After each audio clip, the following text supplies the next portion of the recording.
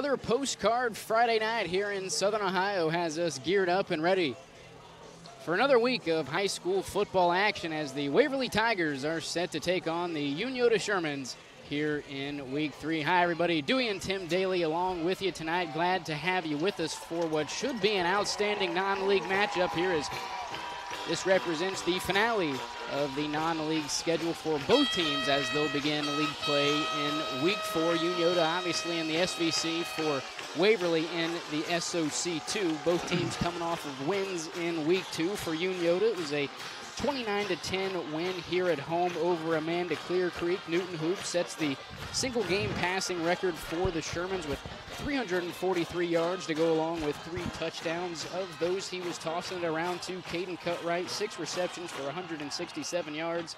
Ashton Crace, 4 catches for 104 yards and a touchdown. Those are going to be 3 guys you want to look for coming into tonight's matchup. As for the Tigers, after a Week 1 loss to Miami Trace that quite literally came down to the Tigers' last offensive play, able to bounce back in Week 2 with a 42-28 win on the road in Kinnickinnick against the Zane Trace Pioneers. After a 15-yard Week 1, Jace Hurd was able to bounce back with 296 yards on the ground along with 4 touchdowns. Creed Smith also had 47 yards on the ground and a touchdown of his own. After throwing 41 times and for 366 yards in Week 1, Mason Kelly only 8 pass attempts in Week 2, completed 3 of them for 65 yards and a touchdown. Although not a lot of pass attempts, still the majority of those going to Cody Swords, who came out of the game with 2 catches for 65 yards and a touchdown. These teams match up pretty evenly. It's been a pretty consistently strong rivalry the past couple of years. When you look back at the last 4 meetings, it's been a different winner every year, and the home team has not won this matchup since Waverly did in 2017. Since then, they also won in 18, which was the last time the same team won 2 years in a row.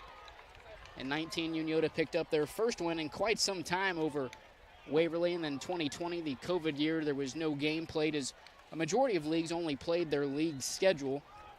And then in 2021, Waverly able to come into Frenchtown to pick up a win over the Shermans, and then last year the Shermans go down to Tigertown to pick up a win over Waverly. So we'll see if Waverly's able to continue the tradition of the of the away team coming out victorious, or if Unioto can shake things up here tonight in week 3. Well, the bottom line is, and I think I've said this every week, I mean, it's a perfect night for football, and what you're going to see tonight is a very up-tempo, on the line offensive teams that are, they want to run as many plays as they can. For sure, they're going to air things out. Now, Waverly shut that down last week because I think they had some success running the football against Zane Trace and had no success whatsoever against Miami Trace. But I think you're going to see a lot of offense and a lot of points tonight for sure. Cutright and Braden back deep for Unioto. How to boot it away for the Tigers, and we are underway here in week 3. Here's Cutright from his own 8-yard line. He'll take it to the near sideline before being forced out of bounds right around the 20. We'll have a flag down on the play. I think we're going to get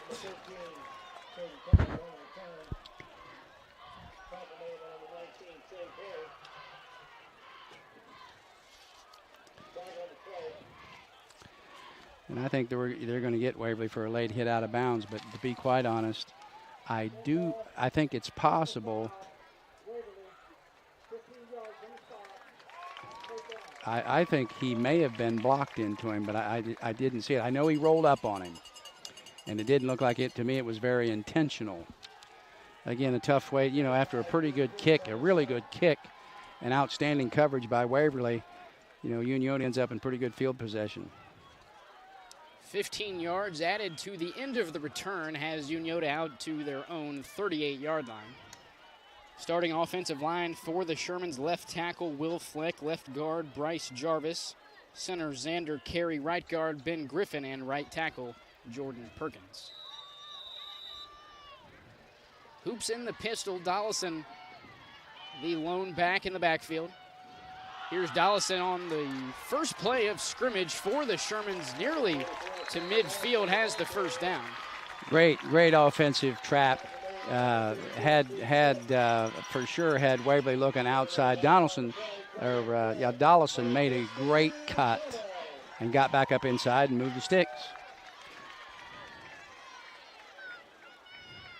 I'm surprised Unioto's even getting in the huddle. 12-yard pickup on the play for Dollison. 1st and 10 for Uniota at midfield. Play action pass over to Hoops towards the near sideline. He's got some room down the numbers. And he's pushed out of bounds inside the 25-yard line. A big play on 1st down for Uniota. I mean, is that not a horse collar? Jiminy Christmas. Again, just a simple spot route where you send number 1 off and you send number 2 takes a step forward and a step back, and then you're just trying to beat one tackle, and Blake was able to do that and make a big gain and move the sticks. 25-yard hoops to hoops connection. 1st and 10 on the plus 30-yard line.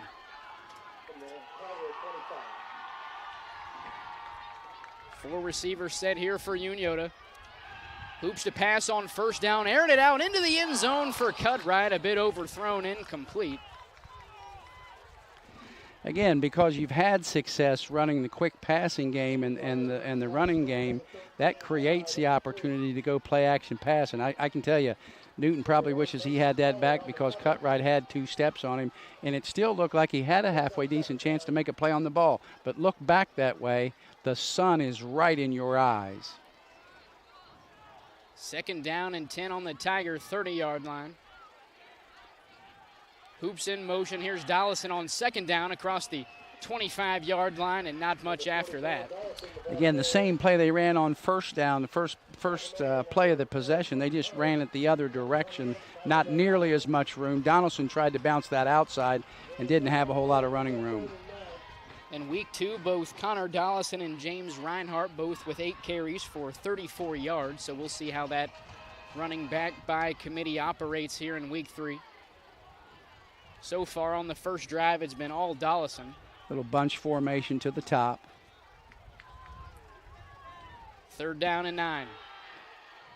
Hoops pressured out of the pocket, aired it out to the right pylon, looking for a receiver. I believe that is number 6, Jake Howard. Passes incomplete. And I'll promise you, Newton wishes he had that back because he had a step on him, step and a half, and he underthrew it. And Jake Howard almost came back and made a play on that ball. In fact, he did come back and make a play on it, almost came up with it.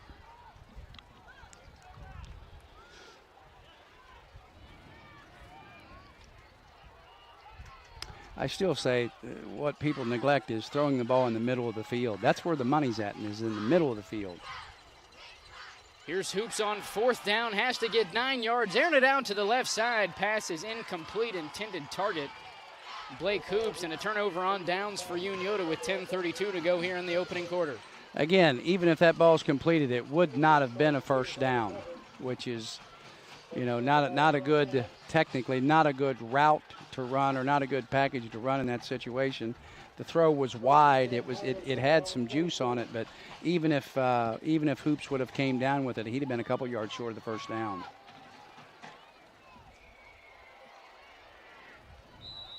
And that all but took a minute and a half.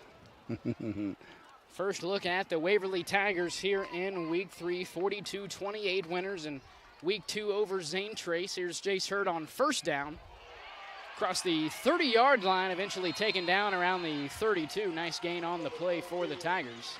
And again, there's no question in Waverly's, scheme of things that Jace Hurd is definitely their bell cow. And that kid runs hard and has for a couple of years. 7-yard pickup on the play.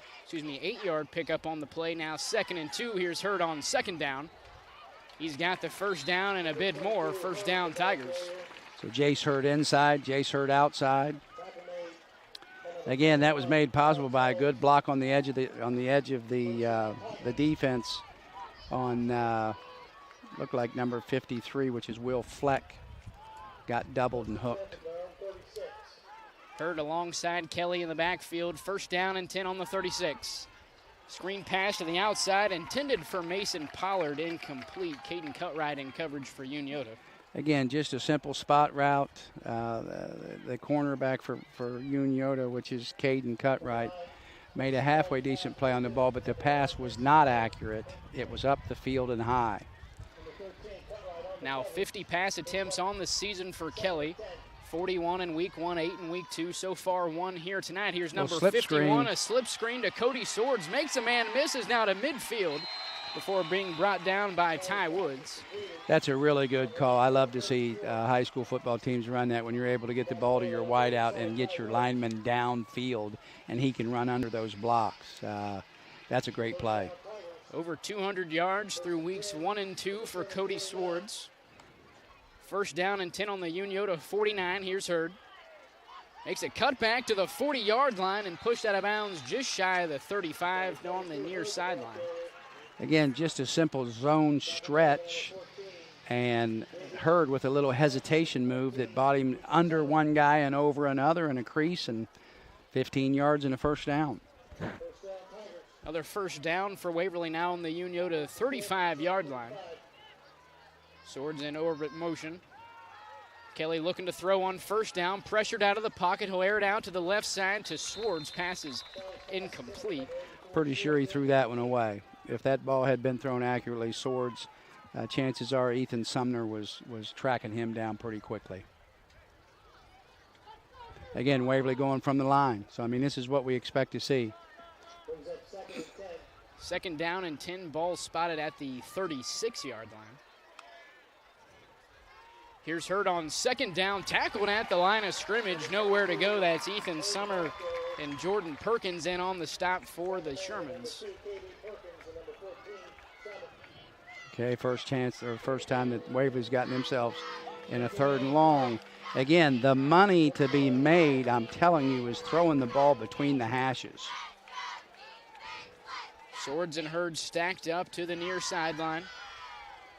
Here's Hurd in motion on 3rd down. Kelly will keep it tackled right at the line of scrimmage. Pickup of a yard on the play. That'll bring up 4th down and 9. Again, I love the play call. And I don't know if he's reading that or not, but Mason Kelly would probably be the first one to tell you he's not that type of quarterback or doesn't possess that type of skill set to run that play efficiently half a dozen times a night. To show it, yes. 4th down and 9. Tigers going to go for it. Kelly airing it out deep down the near sideline for Swords. Passes incomplete. Batted away by Caden Cutright, and back-to-back turnover on downs hands things back to the Shermans on their own 35. No, again, outstanding throw. It was absolutely a targeted throw and an outstanding play by Caden Cutright to shake that ball out of there. Textbook perfect. So now we've played 3 minutes. And we've went up and down the field twice, but nobody scored. And we're right back where we started.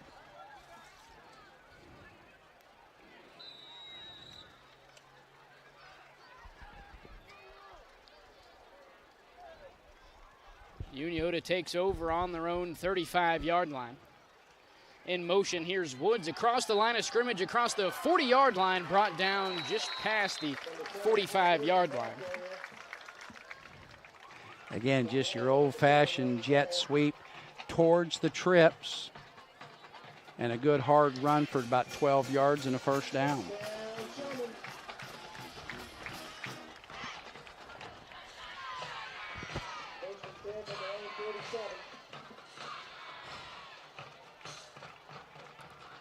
New set of downs for Unioto now on the minus 47. Hoops will give it on first down. That's Dollison across midfield. Good gain on the play. Good hard run. Good hard run. A nice play by Dylan Leaf to get into the backfield and actually trip Donaldson up somewhere very near the line of scrimmage, but Dollison's able to keep his balance and move forward for about a 5-yard gain. Pick up a 5 on the play. 2nd down and 5. Unioto now in Tiger territory.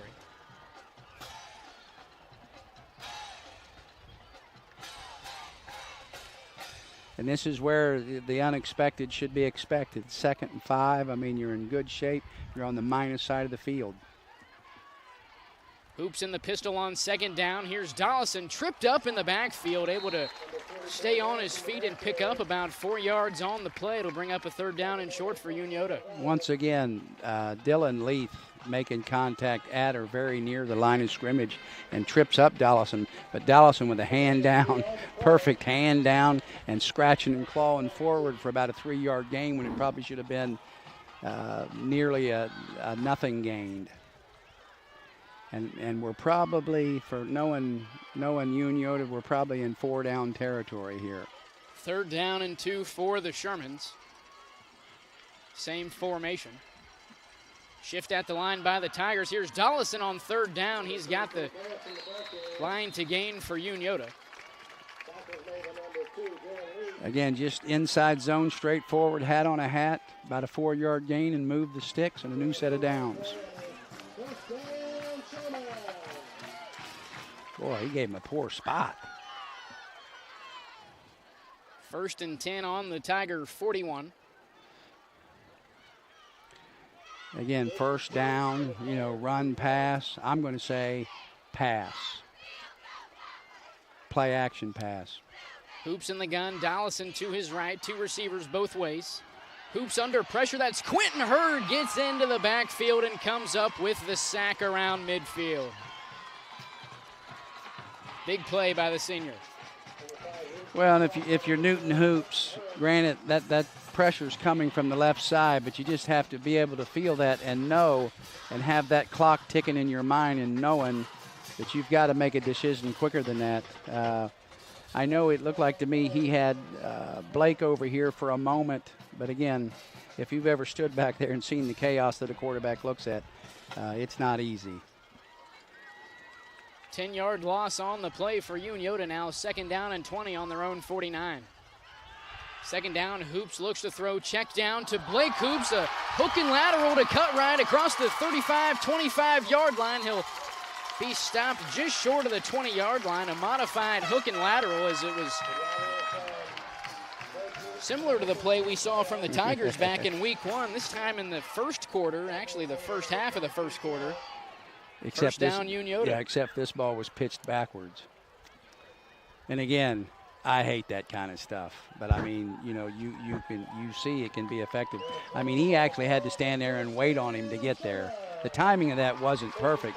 You can't argue with the result. Pistol formation here for the Shermans. 3 receivers to the right. Here's Dollison on 1st down across the 20. Run. Cuts back to the 15 inside the 10-yard line. Flag is down.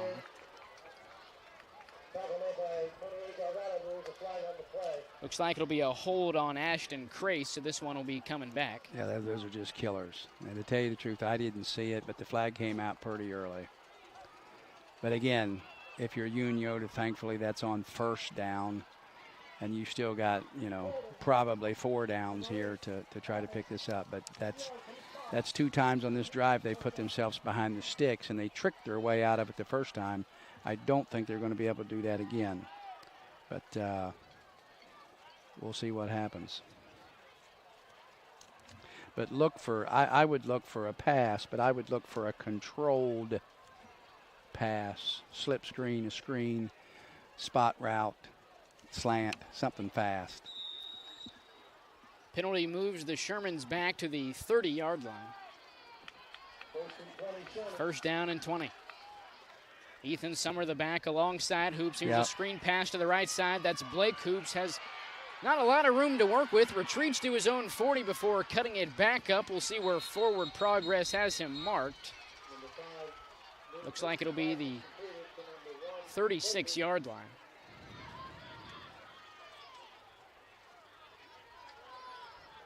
Loss of 6 on the play for Unioto, now faced with a 2nd down and 26. Again, the quick passing game, which is like a long handoff. I just think Blake misread that block. He had him pinned to the outside, and Blake stuck outside. By the time he read the block and tried to get inside, he had run out of room.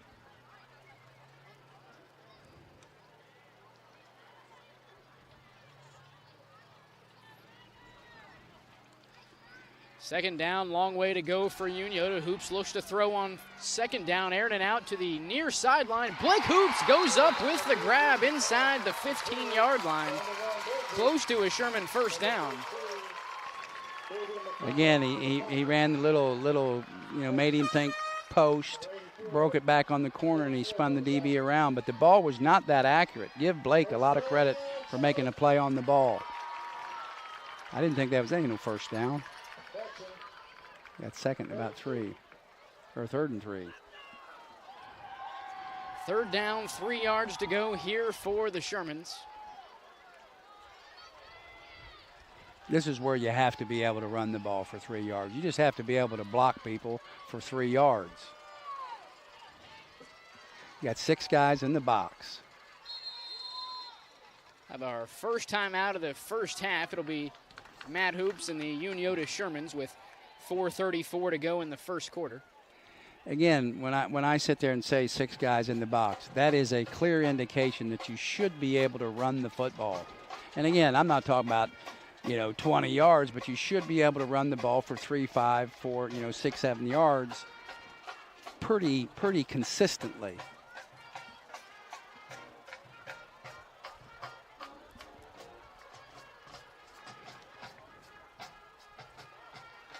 I want to give a big thank you to Bell Farms of Chillicothe, Ohio, for providing the pregame nourishment for us up here in the press box. It was...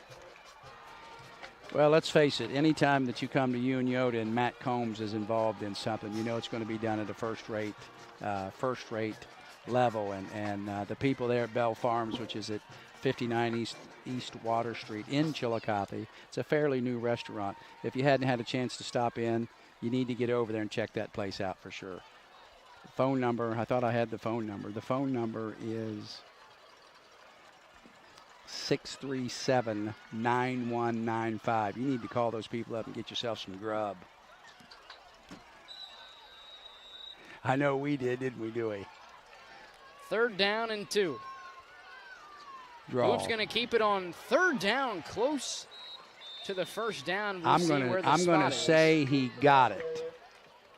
Where he's spotting it, I think he's just right on it. Regardless of the spot, definitely 4 down territory. Now it's a first down. It's a first down. Because they're short of the 13.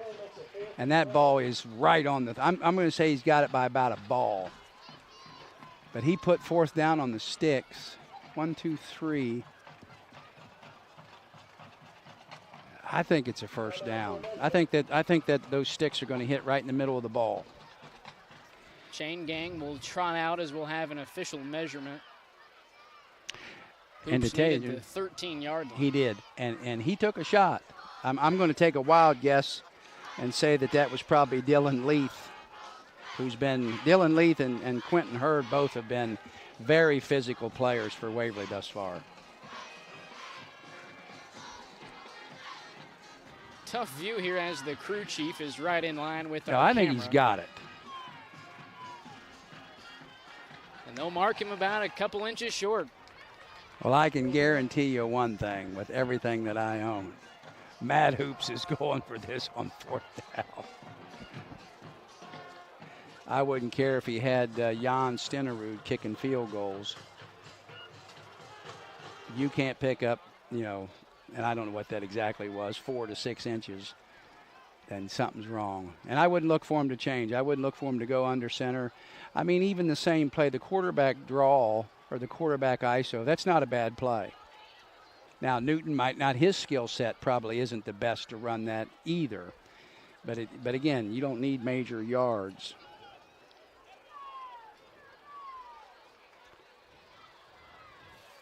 Fourth and inches here for the Shermans. They need the 13-yard line here with 4:17 to go in the first quarter.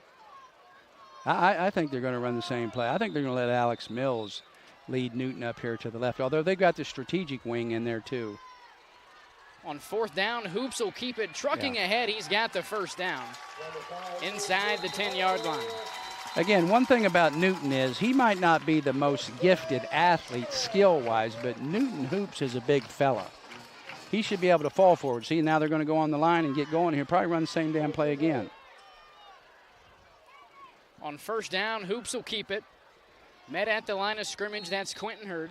Quentin Hurd is a football player. He is a throwback. Him and Leith both are throwback football players. They are old school football players.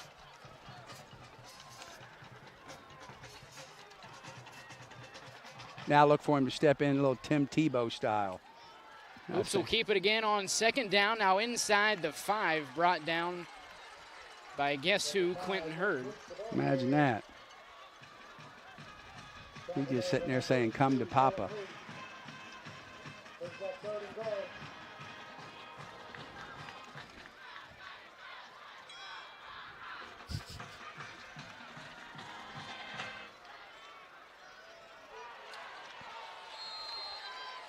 On third down, not a whole lot gained on the play. I believe the ball came loose, but they'll mark it as the knees down.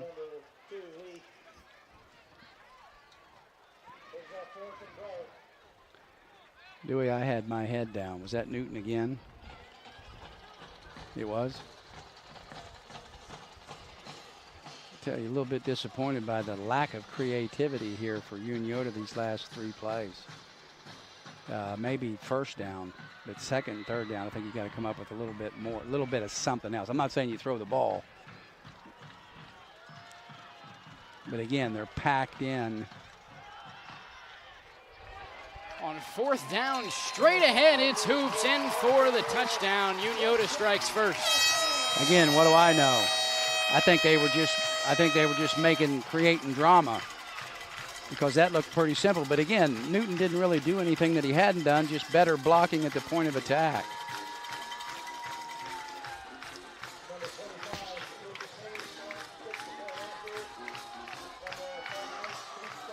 Lucas Haynes on for the point after.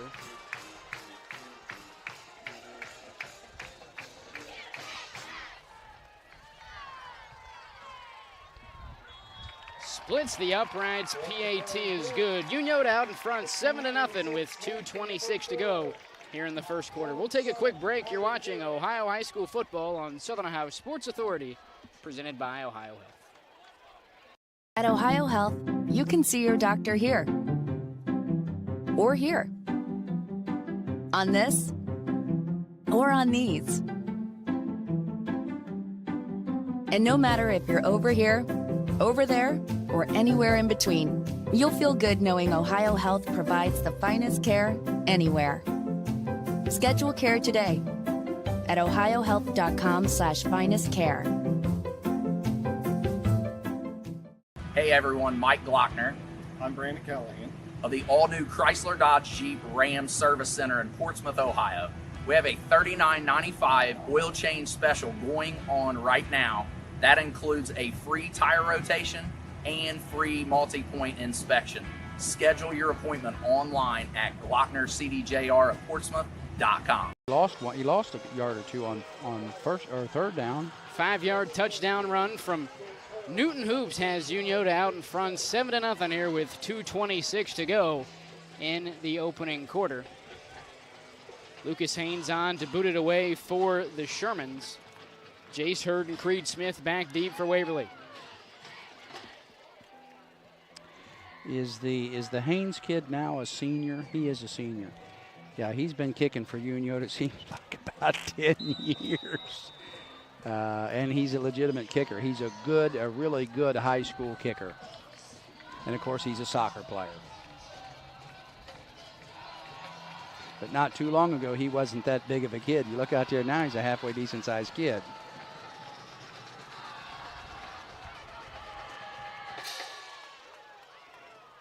Short hit kick from Haynes, received around the 25-yard line. I believe Quentin Hurd on the return for the Tigers takes it inside the 35-yard line. Excuse me, that was Lane Bear on the return. Well, let me tell you something. He was not looking to run away from anybody. And a couple of guys from Unioto paid the price early in that run.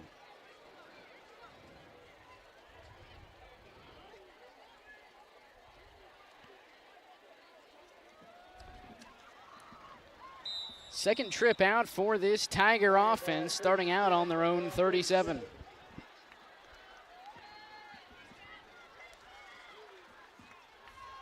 It'll stack to the field, singled up with a wing to the boundary here. Kelly looks to pass on first down. It's tipped at the line, caught by Swords past the 40-yard line before being pushed out of bounds on the near sideline. Good, just a simple hitch route on first down. Good throw, good catch. And Mr. Cutright played that extremely well. Mr. Swords turned upfield. He was there to shake his hand. But a good 5-yard pickup on first down. I would look for him to go back to Hurd here. 2nd down and 5. Ball spotted at the 43-yard line. Here's Hurd on 2nd down to the Unioto sideline across the 45, past midfield, now into Unioto territory and brought down right at the Unioto 35-yard line. A big pickup on the play for Hurd. And if he hadn't run into his own man, he'd still be running. New set of downs for Waverly.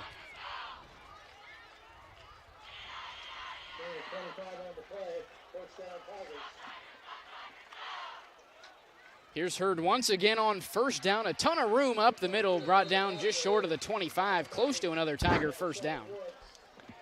And again, I think Waverly's found a little bit of something here, and don't expect him to go away from it till Unioto makes an adjustment. Pickup of 9, 2nd down and 1 here for Waverly. Play action to Hurd, airing it out deep for Cody Swords. Pass is overthrown towards the right pylon. Pass is incomplete. It'll bring up 3rd down, 1 yard to go for Waverly. Again, he definitely had a step on Justice Zimmerman there in the corner, towards the corner of the end zone. But I could tell when it came out of his hands, it was just simply overthrown. But again, you have that luxury on second and 1. I'd look for 3rd down and 1. Swords and Hurd stacked up close to the near sideline. Hurd in motion. Jet sweep. Kelly fakes it to Hurd, looking to throw towards the goal line. Passes overthrown, intended for Cody Swords. Brings up 4th down and 1.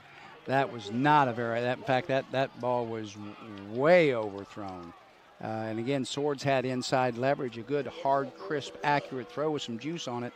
I think maybe Cody Swords ends up in the end zone. Little trips, little trip bunch to the boundary here. Actually, quads. 4th down and 1. Here's Hurd. Touched at the line of scrimmage, able to shed a would-be tackler. Now to the outside, brought down at the 20-yard line. Ashton Crayson on the stop. 1st down, Waverly.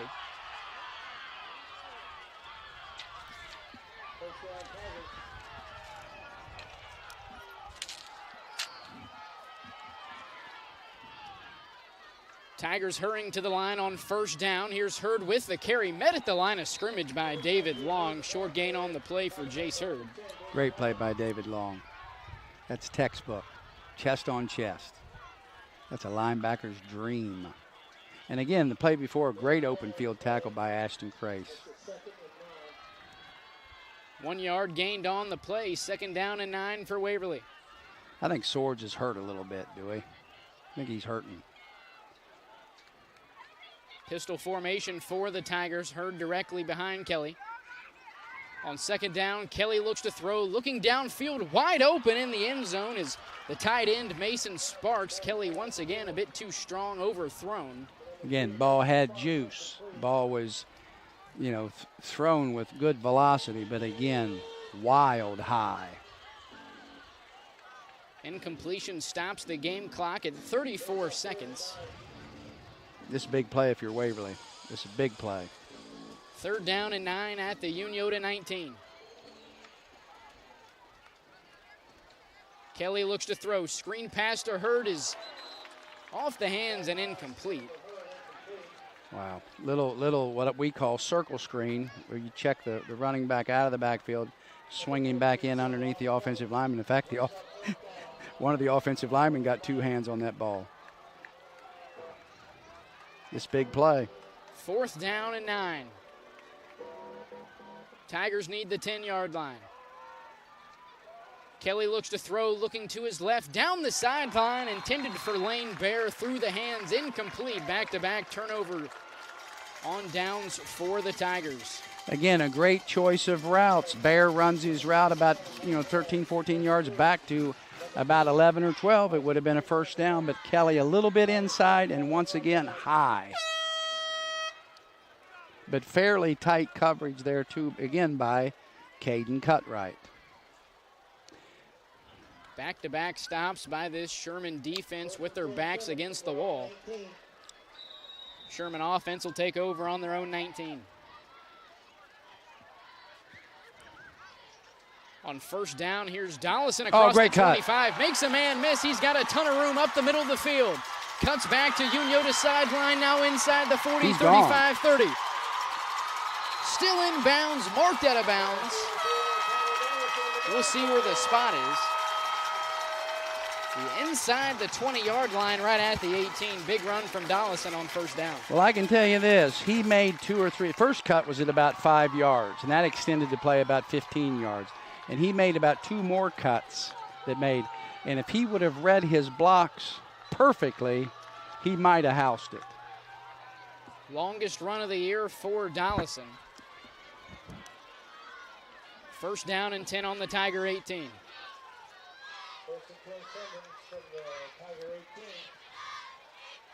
Miscommunication between Summer and Hoops. Leith in the backfield. Summer able to keep his legs going, and I'm gonna blame Newton on that. I think he turned the wrong way, and then still was able to get it by wrapping around him, and was that who was that, Dewey?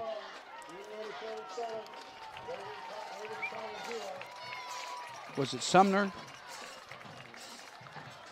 Yeah. He refused to be tackled. I mean, they were making contact on him at 3 and 4 yards deep, and he turned that into one of the hardest no gains, or a 1-yard gain that we've seen in a while. That'll take us to the end of the first quarter here at Unioto High School. The Shermans out in front, 7-0 after one. We'll step aside. You're watching Ohio High School football on Southern Ohio Sports Authority, presented by Ohio Health.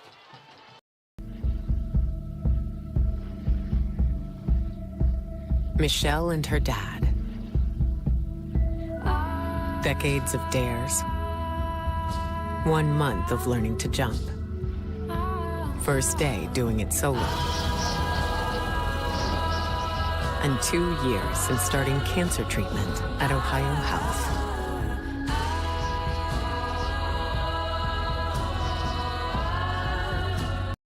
This broadcast is brought to you in part by Willie & Son Trucking. Willie & Son Trucking has been a proud supporter of local student-athletes, coaches, and athletic programs throughout its history. Be sure to look out for the Shack Athlete of the Week, presented by Willie & Son Trucking, each week at SOSAOhio.com.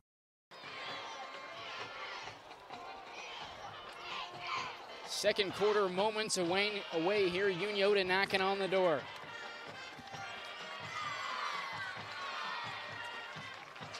Second down and 10 on the Tiger 19.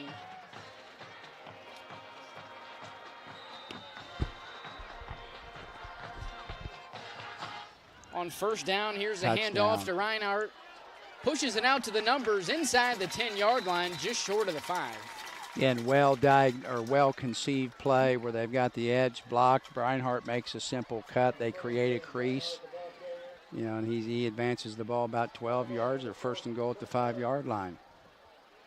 Again, I'm surprised a little bit that Unioto has gone to the run as much as they have, but they have done it effectively.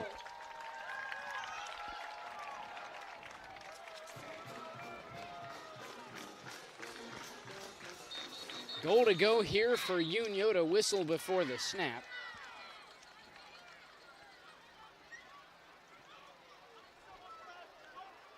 Is Crace hurt?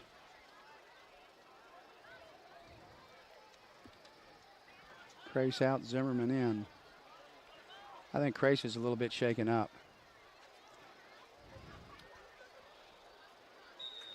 So that may have been an official timeout there, or an official stoppage.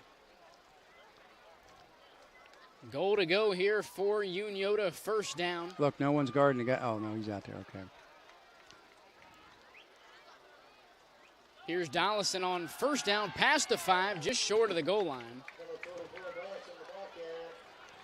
Again, you get that with that jet sweep motion, you get kind of that counter trap action. It's a very effective play.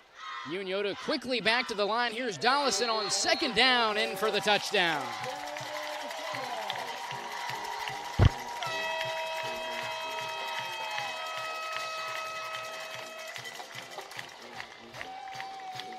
Again, Union-Scioto very effective tonight on the ground. Very effective.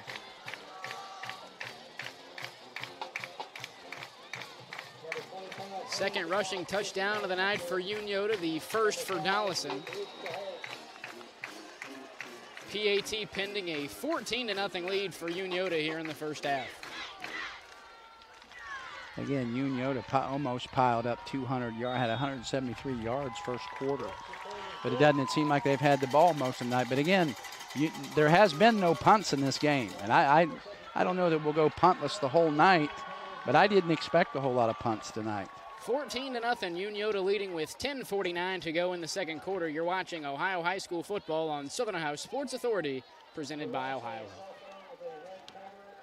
There's not a Par-Mar store near you now, there will be soon. That's the slogan, and that's what we believe at Par-Mar stores. From groceries to gas and all the other stuff you need, Par-Mar has it. Download the Par-Mar app for even more savings, and don't forget the Par-Mar rewards card too.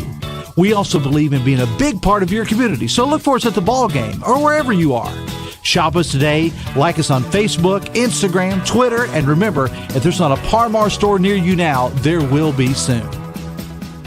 This presentation of high school sports on Southern Ohio Sports Authority is brought to you in part by your local McDonald's. McDonald's proudly supports all area athletes again this season. Visit your local McDonald's in Chillicothe, Circleville, Greenfield, and Waverly. And be sure to check out SOSA's newly relaunched podcast, Overtime, presented by McDonald's. Two-score lead for Union-Scioto with 10:49 to go in the second quarter. Cody Swords and Creed Smith, the two deep men for the Tigers. Haynes getting ready to boot it away for Union-Scioto. Again, if you're Waverly, no reason to push the panic button. One thing, the lead is never safe against Waverly. And I guarantee you 14 points is not going to win this game. Turnover on downs on the first two drives for Waverly, getting ready to start their third. This one goes out of bounds just in front of the pylon, nearly a touchback for Lucas Haynes. You know, looking at that kick and looking at the kick before, I think he purposely kicked that other ball short to that bigger kid, trying to mostly probably keep it away from the two deep backs, but I'd be kicking that ball in the end zone if you can. I mean, one thing about a soccer kicker, his accuracy, his direction is very good. It's not all power. He knows how to control the angle of those kicks. Out of bounds, Vincent kicking team is elected to take the ball at the 35-yard line. First and 10. Penalty will allow the Tigers to start their third drive here tonight on their own 35-yard line. Again, if you're Waverly, no way you're pushing the panic button. You just stay, give them Jace Hurd, and eventually Mason Kelly's going to find his rhythm.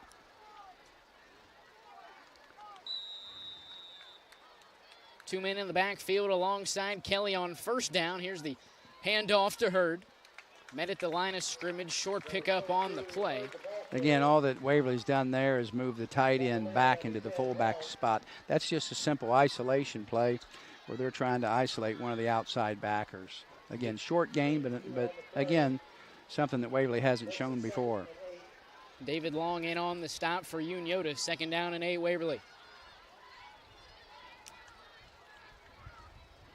Here's Hurd on second down, close to the 40-yard line and just past it. Ball will be spotted at the 41. And I can tell you, too, if Waverly ever figures it out, in that formation, Union-Scioto is basically guarding three people over here with two defenders.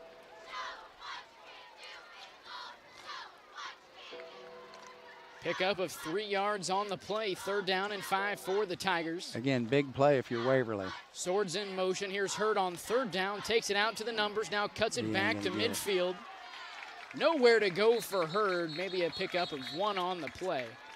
And I think if you're Waverly, I really think you got to give the ball up here. You can't afford to hand this ball back to Union-Scioto on a short field. I think you got to kick it and play defense.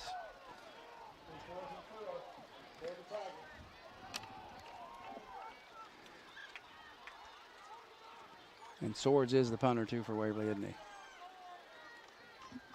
Now again, I mean, Waverly may have something in the bag here.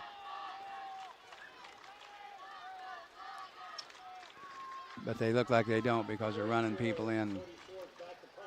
Cody Swords to boot it away for the Tigers. Ashton Crace back deep for Unioto. Really good kick. Fair catch signaled by Crace. It'll be marked at the 22-yard line, which is where Unioto will start off their 4th possession here tonight. Well, Unioto now, with basically 9 minutes to go in the half, has a chance to really get out there and get a comfortable lead. And I can't believe he spotted that ball in the 23. If he didn't catch that ball in the 20, then I got to get a new set of eyes.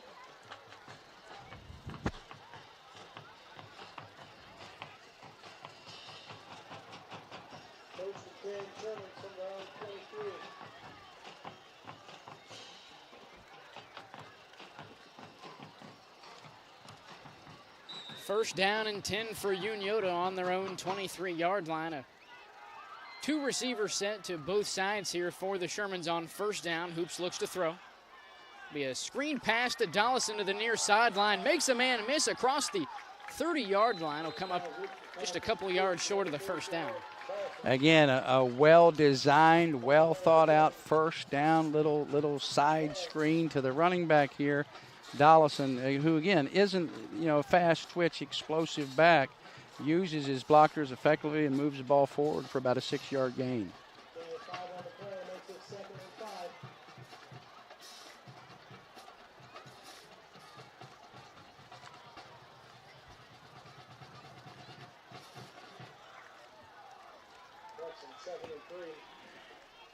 Second down and 3 for Unioto. Here's Dollison on second down. He's got the first down and more across the 35-yard line. First down, Unioto. Again, great block by on the linebacker. On the linebacker by Blake Hoops. Put that play or sprung that play for a first down. New set of downs for the Shermans now on the minus 37.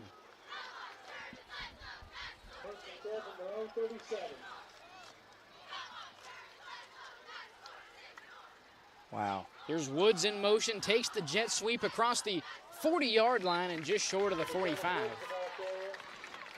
Again, when they go trips to the boundary, they've got them outmanned, and then they go trips to the boundary and they bring the jet motion into the boundary. They've got everybody blocked, and I mean that's basically a 5-yard play anytime they want to go to it. A gain of 7. Everybody's a great coach, 2nd and 3.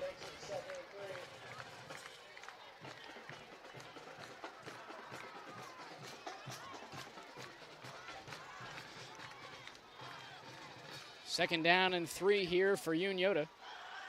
Hoops looks to throw on second down, looking downfield for Woods. Pass is overthrown and incomplete. Again, I think that, I think Newton missed that in the only place he could miss it because, let's face it, he was covered, and the only place to put that ball was deep. And to tell you the truth, he may have thrown that away. But again, what makes that effective is now Unioto can come back and run some simple zone play and quite possibly and expect to move the sticks. Look for him to run this way behind Blake Hoops in motion. Here he comes. On Boom. third down, here's Dollison caught in the backfield by Dylan Leith and brought down short of the marker. Again, that play just a little bit too slow, and Waverly probably has adjusted a little bit too quick. But if they'd ever go play action pass with that may be something. And again, I'm not sure about this. I may be punting this.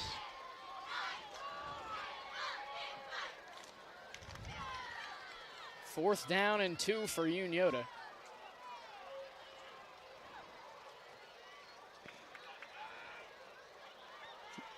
Newton doesn't punt, does he? Sherman seemingly going with a bit of a jumbo package here. This is Newton running the ball, and they jumped off sides. Waverly moved.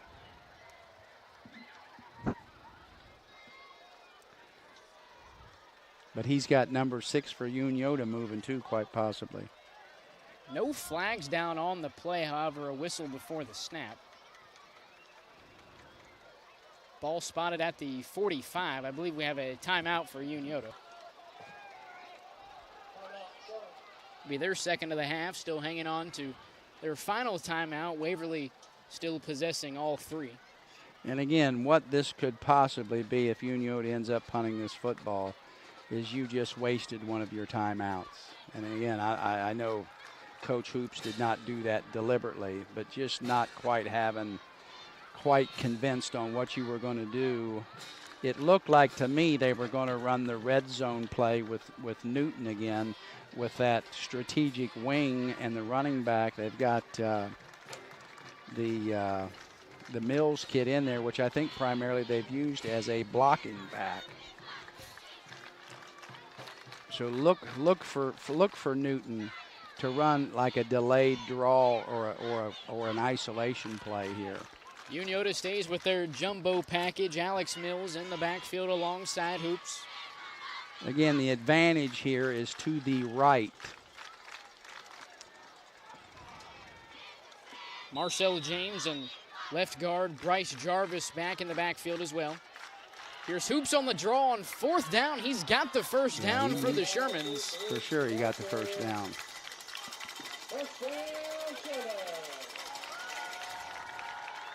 Again, if you're Unioto, that's a great opportunity extended. Now they don't have to kick the ball. They still maintain possession. The clock's still ticking, and they still have the ball.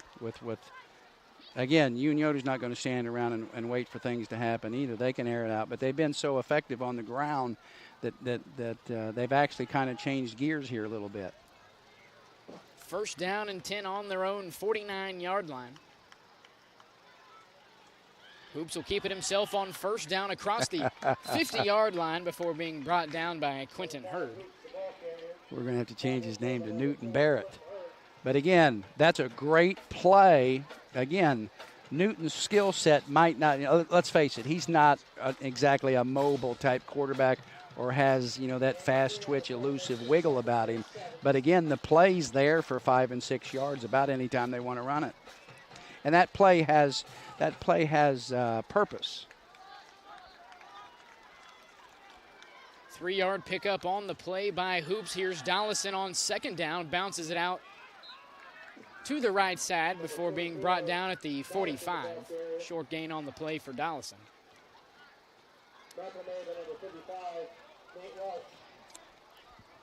If you're Unioto here, if you're Waverly here, I'd be looking for something quick and controlled passing.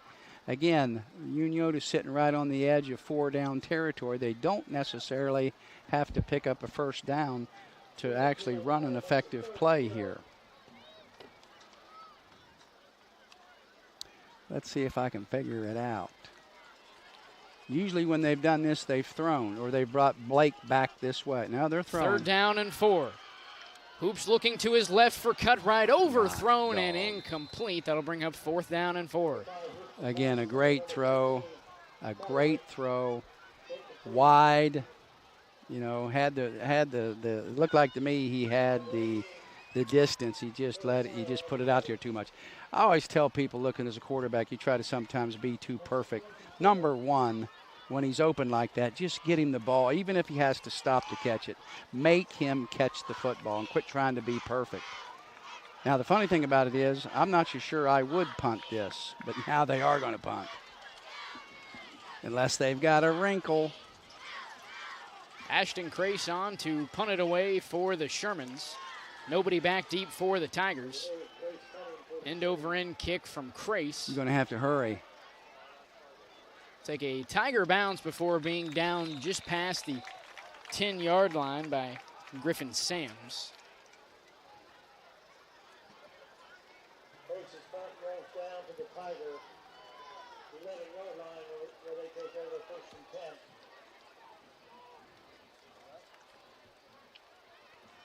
So far for Waverly, it's been a turnover on downs, another turnover on downs, and then most recently a 3-and-out, now trotting out for their 4th go at it on offense here tonight.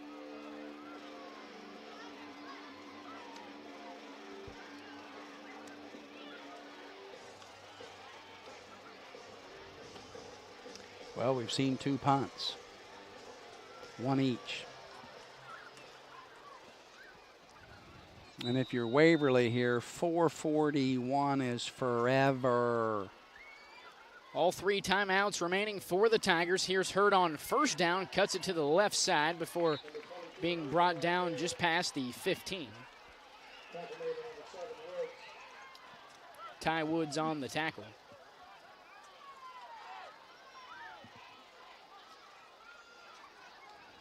Second down and 5 for the Tigers. Back-to-back carries for Jace Hurd, this time brought up just short of the 20. Tackled by number 10, David Long.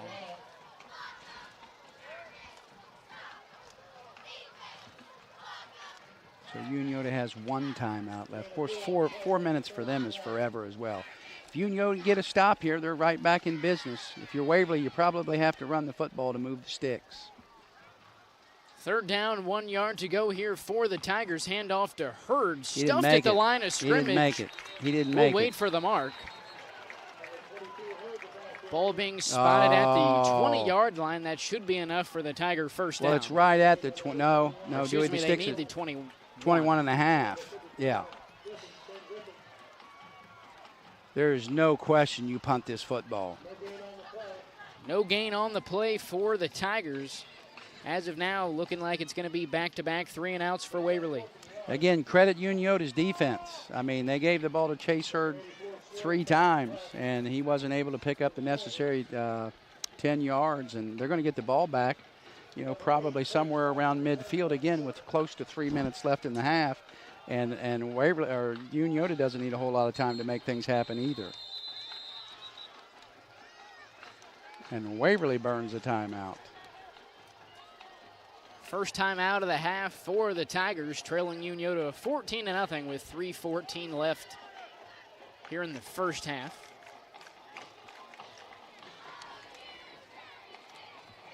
Two turnovers on downs for the Tigers, followed up by back-to-back 3-and-outs.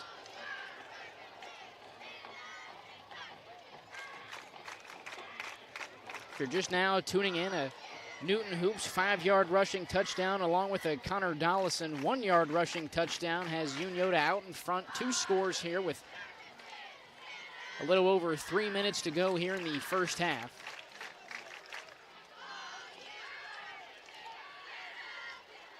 Big thank you to Willie & Son Trucking, Glockner Family of Dealerships, Parmar Stores, and McDonald's for making our weekly football and volleyball live streams possible. Boy, has it gotten comfortable up here since the Suns went down. I mean, it is not going to get a whole lot nicer than this. And Unioto's got nobody back. And what is Waverly trying to do here? 4th down and 1. The Tigers going to go for it here. A handoff right up the middle to, I believe, Quentin Hurd. He's got the first down for the Tigers. Okay. I have no idea why you would do that, because now looks like the ball may have came loose in the pile. We'll wait for the official ruling. First down, Waverly. I mean, give Waverly credit for picking up the first down, but at the end of the day, what have you really done? You're still 77 yards away. Of course, Waverly, quick strike. Nichols in orbit motion. Kelly looks to throw on first down over the middle of the field. He's got Swords across the 35-yard line, which is where he'll eventually be brought down. First down stops the clock for the Tigers. Little under 3 minutes to play, still 2 timeouts for Waverly. And if Mason Kelly had seen Mr. Sparks over here, was not being guarded at all over here in the left numbers. Tigers set to return the opening kickoff of the second half. Here's Kelly on first down once again, right back to Swords just past the 45-yard line, now into Sherman territory across midfield. Again, Kelly starting to get in rhythm. 2 straight throws, 2 accurate throws. And again, where's the ball going? In the middle of the field, which is where the money is.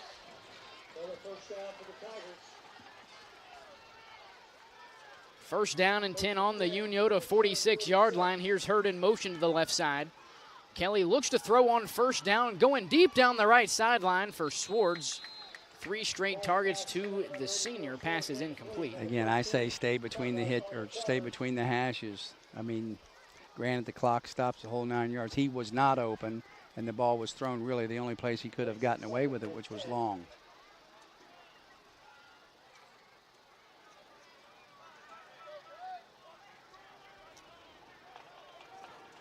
Look for Mason Pollard somewhere between the hashes here.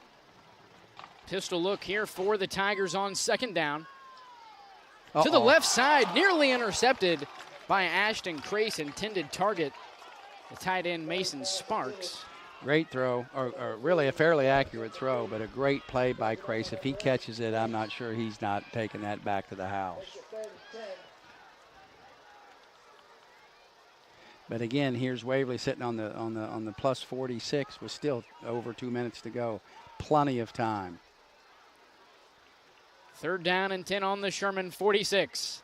Kelly on 3rd down under some pressure. Screen pass to Swords. Makes the first man miss now across the 35. Nobody's going to get him inside the 10. Touchdown, Tigers. 46 yards, Mason Kelly to Cody Swords. Tigers' first touchdown of the night. Again, just a simple slip screen. They didn't get offensive linemen down the field, but let's face it, that was all made possible and was a reward for going for first down here back on the 20-yard line about 4 plays ago. But I can tell you, the book says no. Jacob Knight says yes. Hauk on for the point after. Pollard the holder. A low kick, however, good enough to make it a 14-7 game. We'll take a quick break. You're watching Ohio High School football on Southern Ohio Sports Authority, presented by Ohio Health. See everything Southern Ohio Sports Authority presented by Ohio Health has to offer by visiting our website at sosaohio.com for complete coverage of area athletes and teams, including game stories, features, live streams of games, player and coach interviews, nightly scores, area standings, and much more.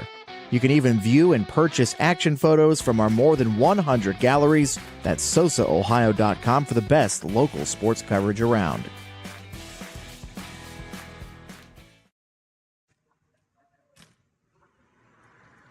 Hey, Mike Glockner here from the Glockner family of dealerships. Want to wish all the fall sports athletes a very safe and successful year.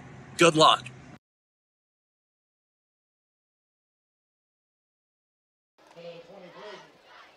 The Tigers strike back with 2:12 remaining here in the second quarter of this Week 3 non-league matchup between the Waverly Tigers and the Unioto Shermans. Mason Kelly connects with fellow junior Cody Swords for a 46-yard touchdown reception.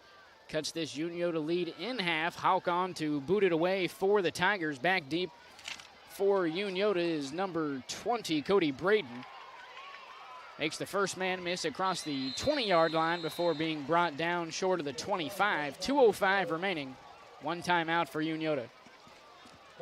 Well, and again, the same things that I say about Waverly is true about Unioto as well. 2:05 is forever for them. They can run 10 plays in 2 minutes. So, I mean, again, they have one timeout left. So we'll see. And again, they don't have to throw it down the field. If they make, again, the intermediate throws somewhere in the middle of the field, as long as they're moving the sticks on completions, they're good to go. Ball spotted at the 23-yard line. 4 receivers set here for Unioto on first down. Here's a screen pass to cut right to the near sideline. Brought down inside the 20.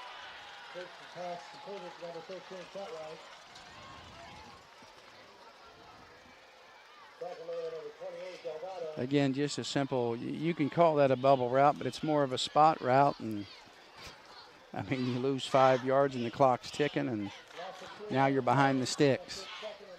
Michael Delgado in on the tackle for the Tigers.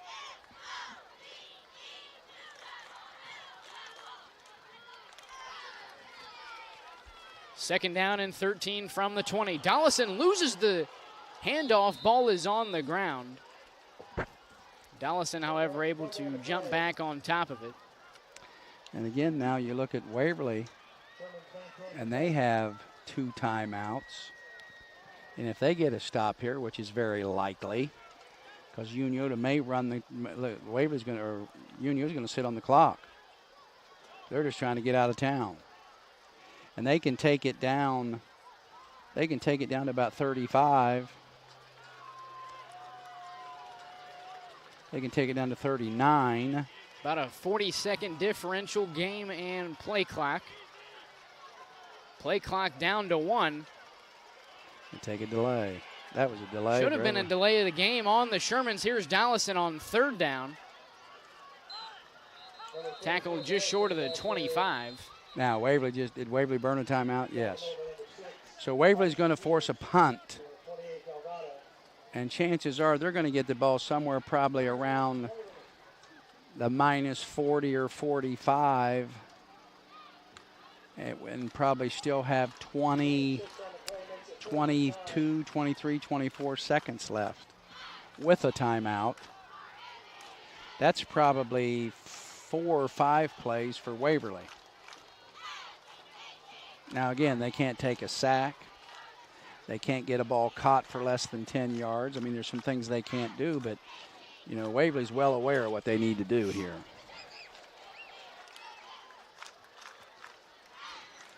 And maybe even they may end up with the ball maybe even closer to midfield.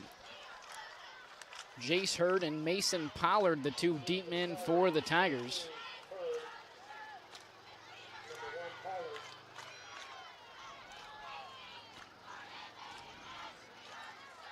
Ashton Crace on to punt it away for Unioto.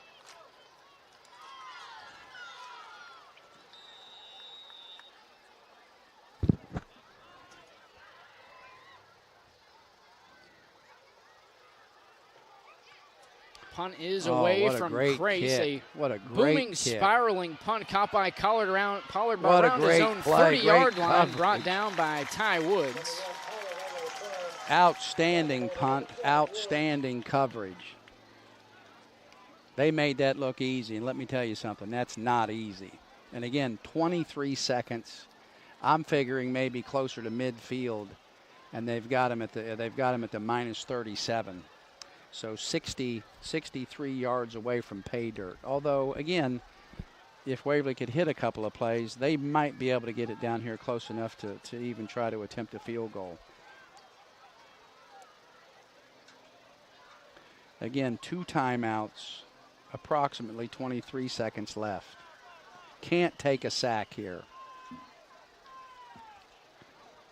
Look for Swords. Swords is at the top in the tight. Kelly to pass on 1st down under some pressure, rolls out to his right. You got to throw it away. Throwing it downfield, nearly intercepted by Cutright on the far sideline. You got to get that. Pass is incomplete. You got to get that ball out of bounds. And they let about 3 seconds come off that clock, too. So now, again, the timeouts are probably nearly irrelevant. You're down to a little over 14 seconds left. Again, borrowing some funny bounce.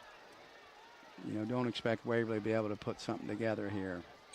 Second down and 10. Here's Hurd in motion. Screen pass to Swords, caught at the 35-yard line, now up to the 45. Again, not a timeout first down, Waverly. so Waverly's got to call a timeout.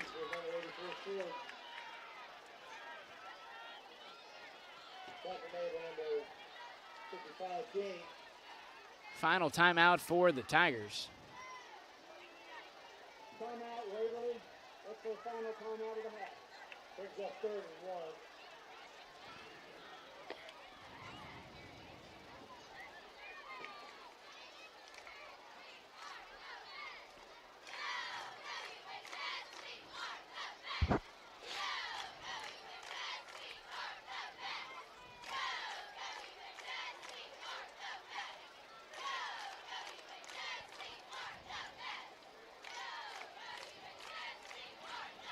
Wheelersburg and Jackson tied up 14-14, headed into the break.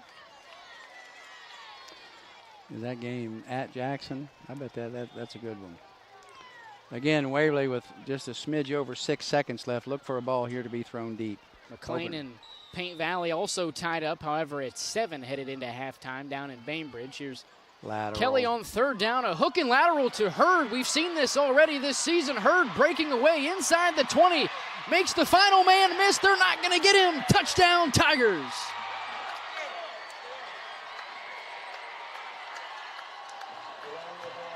Second hook and lateral for Jace Hurd in 2 weeks. This one finds pay dirt from 54 yards out.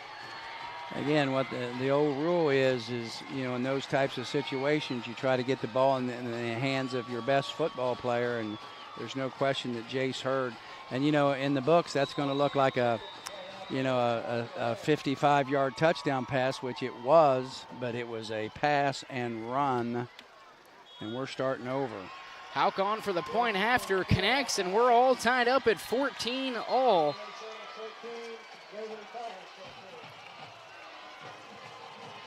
Waverly set to receive the opening kickoff of the second half. However, with the break, we'll step aside. You're watching Ohio High School football on Southern Ohio Sports Authority, presented by Ohio Health.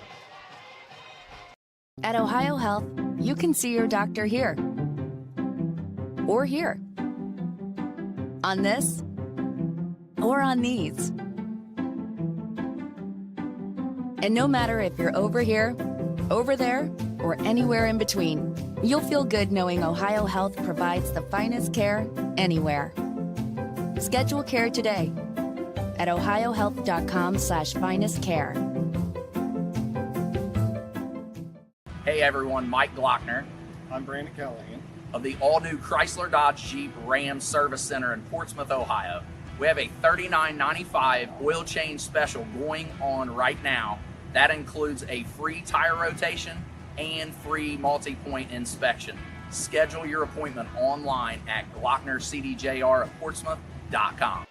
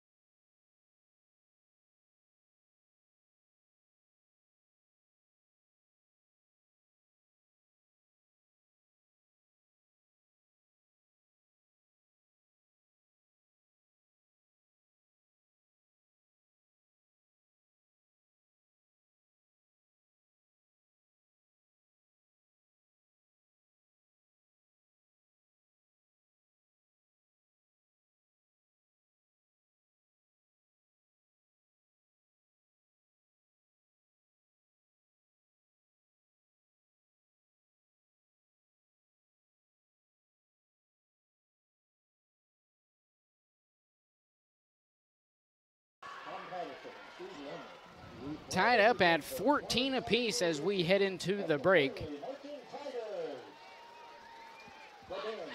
Jace Hurd on a 54-yard hook and lateral to end the first half allowed Waverly to tie things up at 14. The Tigers able to find pay dirt on their final 2 possessions of the second half. Erased a Unioto 14-point lead headed into the break. Some scores from around the area. We previously mentioned Jackson and Wheelersburg tied up at 14, as is the case with Paint Valley and McLean, however, tied up at 7.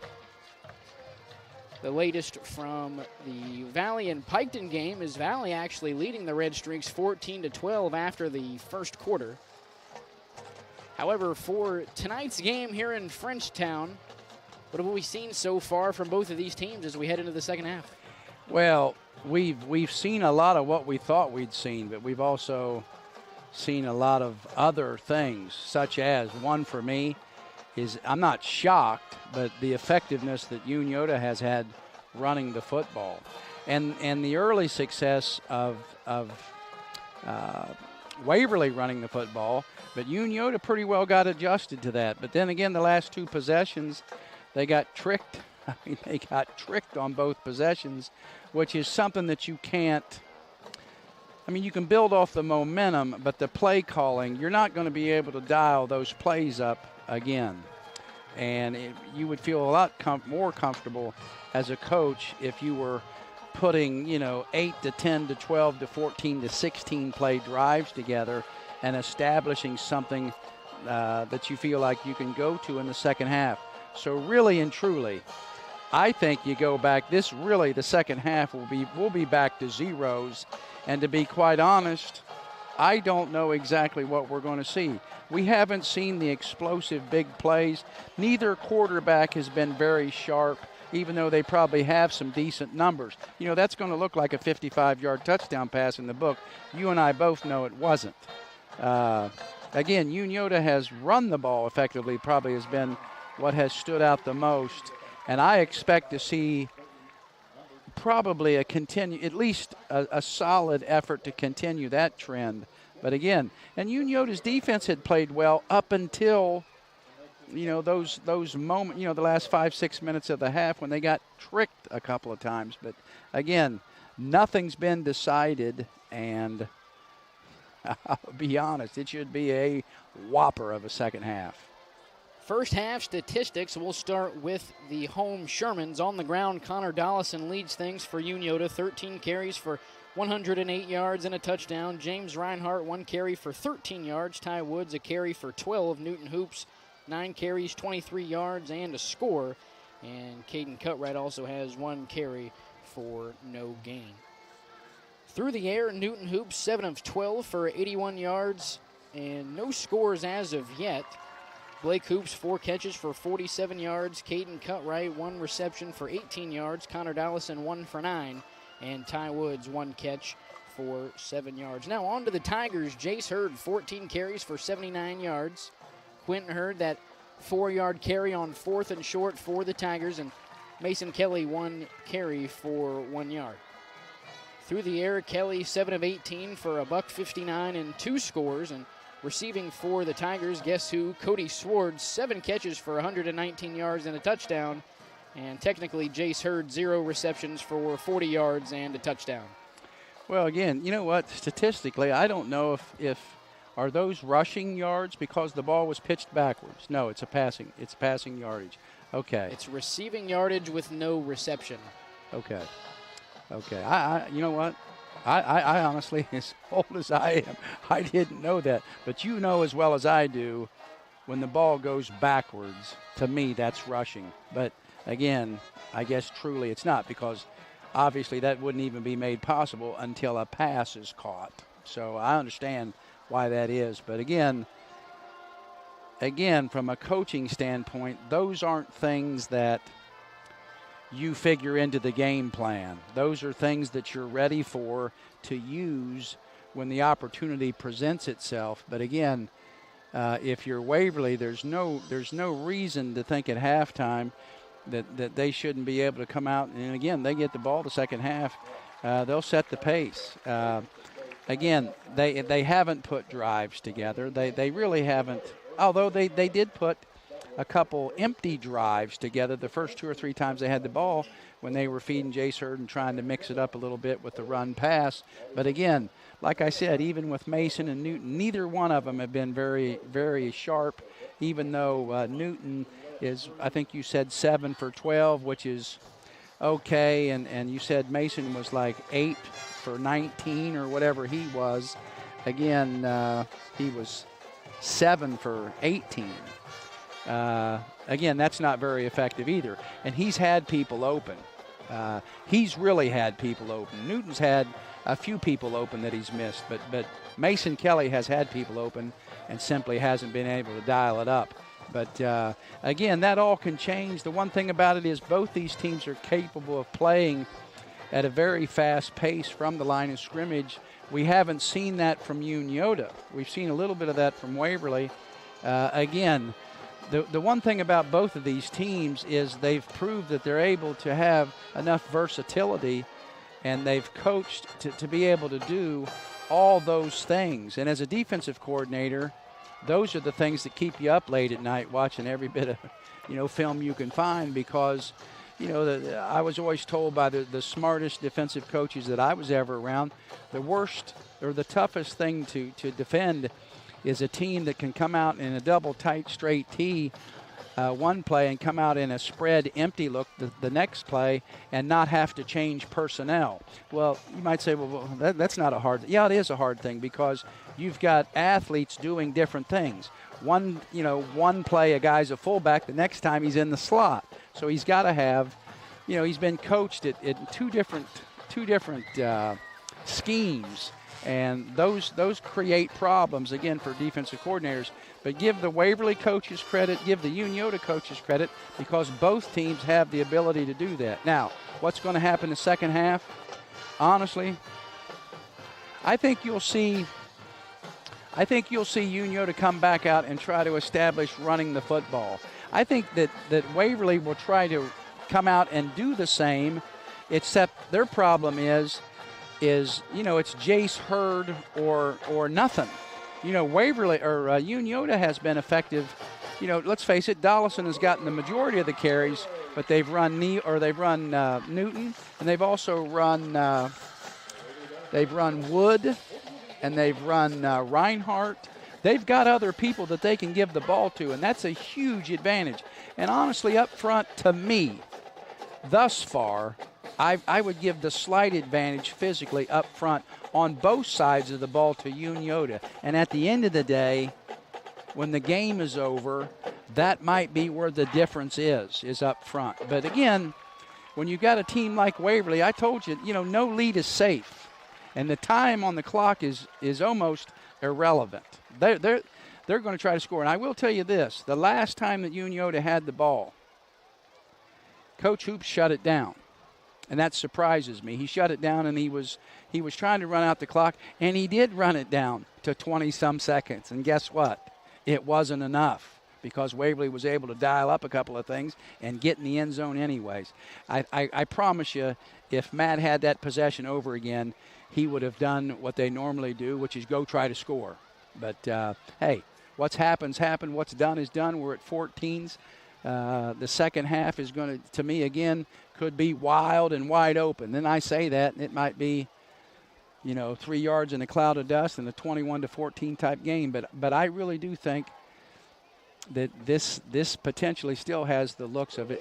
It could blow up. I still think, looking at the scoreboard right now and knowing both teams as well as we do, I really think the first team to 35 wins this football game. And I would have said that before, and I'm saying it now.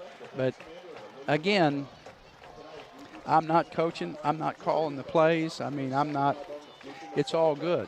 It's all good. Typically, Creed Smith in the mix in the Tiger backfield. However, no touches for him so far through one half. In terms of defense, any players that have caught your eye for either team? Well, I can tell you this. The two linebackers from Waverly, Hurd and Leith, and even Pollard. And I'm not talking about Chase Hurd. I'm talking about Quentin Hurd.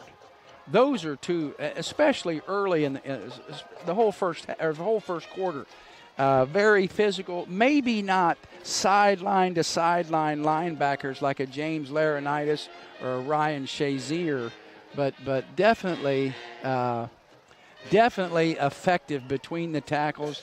And those guys aren't shy about what their intentions are. Well, those are the kind of guys that you build a defense around. And again, in most high school settings, to have an effective defense against the run, that's where you start. You say, hey, we want to make it hard for you to run the football. And if you've made it hard to run, then quite possibly when you get people in passing situations when you know they're going to throw, your chance defensively are so much better to be successful. And the possibility of turn every time I see a quarterback drop back, you have to know as a defense that you have an opportunity to create a turnover, because a ball gets tipped, a ball doesn't get thrown accurately, the quarterback gets strip sacked. There's a lot of bad things that can happen. Now, that's not going to stop me from throwing the ball, because I think a lot of good things can happen when you throw the ball accurately on time with good routes in the right spot and the right reads.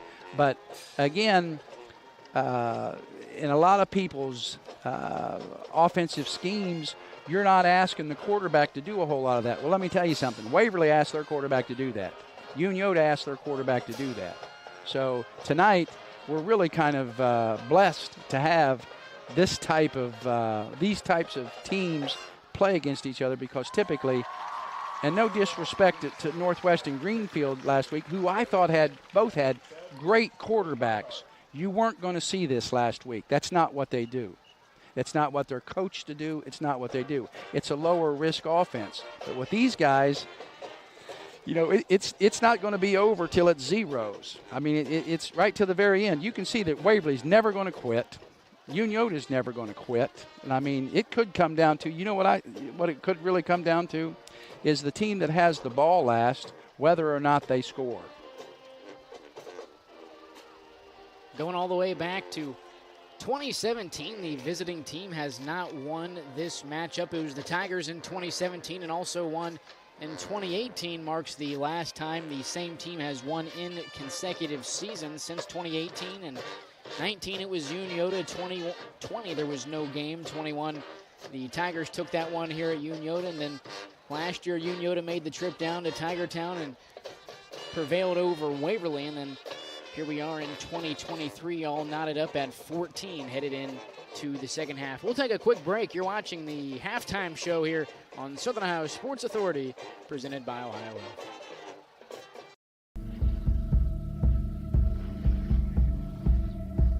Michelle and her dad.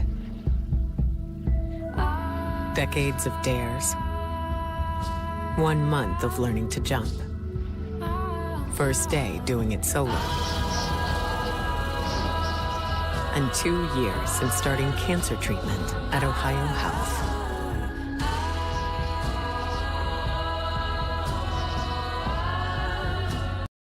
This broadcast is brought to you in part by Willie and Son Trucking. Willie and Son Trucking has been a proud supporter of local student athletes, coaches, and athletic programs throughout its history. Be sure to look out for the Shack Athlete of the Week presented by Willie and Son Trucking each week at SOSAOhio.com. 14-14, a little over 9 minutes left here at the break. Quick score summary from the first half. Newton Hoops and Connor Dollison combined with 2 rushing touchdowns to give the Shermans a 14-point lead in the first half, and then back-to-back scoring possessions for the Tigers. Mason Kelly to Cody Swartz from 46 yards out, and then Jace Hurd on a 54-yard hook and lateral tied it up at 14 apiece. Headed into the break. Ohio State heads to Bloomington tomorrow afternoon. Start time at 3:30 to open up their 2023 season with Indiana. What do you expect to see there?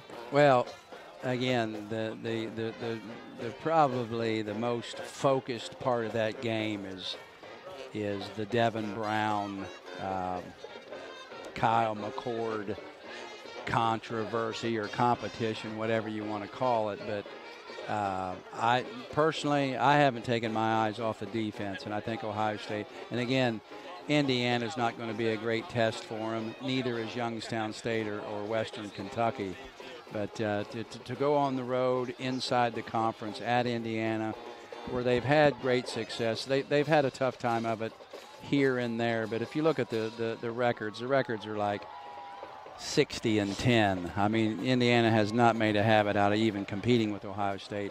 And if you ask me, Indiana might be the least talented team in the conference. But again, just like I would tell anybody else as a coach, you're not really competing against Indiana. You're competing against yourself. And I want to see Trayvon Henderson. I want to see him healthy and explosive. We all want to see Marvin and Emeka. We want to see. I want to see Carnell Tate. And I want to see who they're using as a third receiver. I also want to see Mayan Williams. I'd love to see Dallin Hayden. Yeah, I'd love to see Dallin Hayden. I'd like to see Aaron Pryor. Not Aaron Pryor, but Evan Pryor. I'd like to see Aaron Pryor used more like a Paris Campbell or, and I don't know why I can't ever remember his name. Curtis Samuel. They tell, I've seen him at practice and stuff. Evan Pryor does have the look.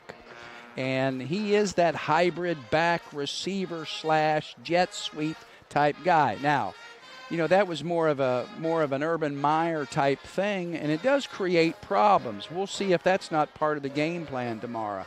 But again, one of the main concerns coming into camp was the supposed lack of experience on the offensive line, and if you listen to the reports coming out of Columbus, Ohio. The offensive line has been outstanding. They've had a great camp. The kid that came in from San Diego State, has solidified. I know his last name is Simmons. They call him Jimmy, but his name's something else. But they call him Jimmy. He's Jimmy the football player, but on the street he's whatever his real name is. I know his last name's Simmons. But, hey, he was a 4-star kid that Coach Fry had recruited to UCLA, and he took San Diego State. And that kid's got 3 years of eligibility left. Now, if he's a really great player, we'll have him for 2. But, they've got other people that they're going to play with. We'll see. I mean, they're huge. When you look at those guys, it's astounding the size. When you look at a man that is 6'7" and 320 pounds and athletic and strong and got a bad disposition, those are tough things to overcome. But we'll see. If you listen to Zach Smith and if you don't listen to Zach Smith or you think Zach Smith is full of doo-doo, I'd say, try to get past how he says things and listen to what he says, because he knows what he's talking about. If I don't watch him on time during the day, he's got a YouTube show that's on at noon every day. You don't have to watch it at noon. You can watch it at midnight if you want to, but listen to what he says, because not only does he know what he's talking about, he's got great sources, and he'll tell you that it's Devin Brown. And then if Devin Brown plays, Devin Brown could be the next, Heisman Trophy winner for Ohio State. But we'll see. But I look for him to win going away. If you're a betting man, I don't think 30 points is enough. In fact, I'll tell you, it was. You've had a history of No, making I'm money going to give you a little bit of the history. So I go over there. They open up with them there about 5 or 6 years ago. 2015. It was 2015. Okay, so it was 8 years it was a ago. Thursday night game. Yeah, so we go over, and Ohio State, it wasn't 30, but it was like 27 or 28. And we get down to and they were behind at one time and only up maybe 7 going into the fourth quarter. I can't remember. But they get to the point with about 4 minutes to go, and they're running deuce cats. But they got a kid by the name of Clarence Williams. Antonio Williams, who transferred to North Carolina after the season. He was a true freshman. And he was built a lot like Carlos Hyde. And they gave him the ball about 6 straight times. And let's just put it this way. When he scored with about 3 minutes to go, Daddy got paid. And I mean Daddy got paid too. But here's the problem. The problem is they left 3 minutes on the clock, and Indiana had some success against Ohio State offensively. Well, they switched out the big, tall, white kid, Sundag or Sun something or other, who was a really good passer, and went with that option kid. I think his name was Randall, and he actually started for him the very next year. I knew when that happened that Indiana was looking at probably trying, not run out the clock, but was going to run the football and more of an option inside running game. And Ohio State had a whole bunch of clean jerseys on the field. And I'm sitting there saying, don't let me tell you, I've struggled all night to get this lead and get ahead here because I took Ohio State. And I didn't parlay. It was just a straight bet Ohio State. And they ended up, Ohio State actually, I think, held them on downs and took the ball over somewhere again and took a knee, and the rest is history. But I'll tell you what else about that game. That was J.K. Dobbins' true freshman year, and Mike Weber was hurt. And J.K. Dobbins got the majority of the carries that night. And I'll just say this. Indiana. It was 2016 then. Yeah. Well. 15 Elliott still would have been there. Okay, that's right. So it was probably 16 or 17. Anyways, J.K. Dobbins, they had no answer from. I wasn't even quite sure who he was. And, of course, you look back into the history of J.K. Dobbins, he was the best running back in Texas. And he ended up, if he plays a fourth year at Ohio State, he would have surpassed every record that Archie ever had. And, of course, Archie back then played 4 years. Archie was actually in the class 1 year ahead of my brother Jed. And Archie's class was the first class that got to play as freshmen. And, of course, Archie, had 30-some games in a row where he rushed for 100 yards. He wins the Heisman Trophy. Ohio State lost 3 games in his entire career. They should have won probably 2 national championships, especially the last one when they got beaten in the Rose Bowl by UCLA. But if you were a kid, and I wasn't a kid, I was like, 14, 15, 16 when Archie was playing. what a great time it was to be an Ohio State fan back when the stadium held 88,000 and was at ground level, and of course Woody Hayes standing on the sidelines. I mean, as a kid, it just doesn't get any better than that. And Archie was and it still is to this day, everything that you could possibly want a player to be. And you know, as a kid, you think that Archie Griffin's just this bigger than life person, and Archie Griffin's about 5'8". And he probably they'd list him at 190, and if he was 180, but Archie had a little bit of wiggle. He wasn't going to win a whole lot of track meets, but he had balance, and he played behind a tremendous offensive line at Ohio State. About a minute left here at halftime. After the original 20 minutes expires, they throw up the extra 3 minutes for the warm-ups to conclude. Jace Hurd and Creed Smith, the two deep men for the Tigers. Wait, we're supposed to play that at the end of the third quarter. We're a little ways away from Camp Randall. Dewey, have you ever been to Camp Randall and jumped around? How many times? Two times. 2 times. I think I've been there 3. 2009, 2015, yeah, 2009 wasn't a good one. J.J. Watt. Yeah, took the opening kickoff back. But you know what? Ohio State played with them right to the very end and had it. And Ohio State was ranked number 1 when they lost up there. They were ranked number 2, but I believe that night 1 and 2 both lost. Oh, okay. So I believe they were the projected number 1 overall team for all of about an hour. They would eventually go on to win the Rose Bowl over Oregon. That's right. And, of course, that's Terrell Pryor and Jim Tressel and the boys. DeVere Posey. Brandon Sane, Boom Heron. Yep. Mr. Zoom and Boom. Dane Sanzenbacher may have been around there. Sanzenbacher, he sure was. Jake Stoneburner. He was in there, too. I think that was around the time Chimmy Chekwa was around. I think Chimmy Chekwa did play in that era. And you know who else did was Malcolm Jenkins. Uncle Larry not too far behind him. Here's Haynes to boot it away here in the second half. It'll be down the Waverly sideline and will roll into the end zone for a touchback.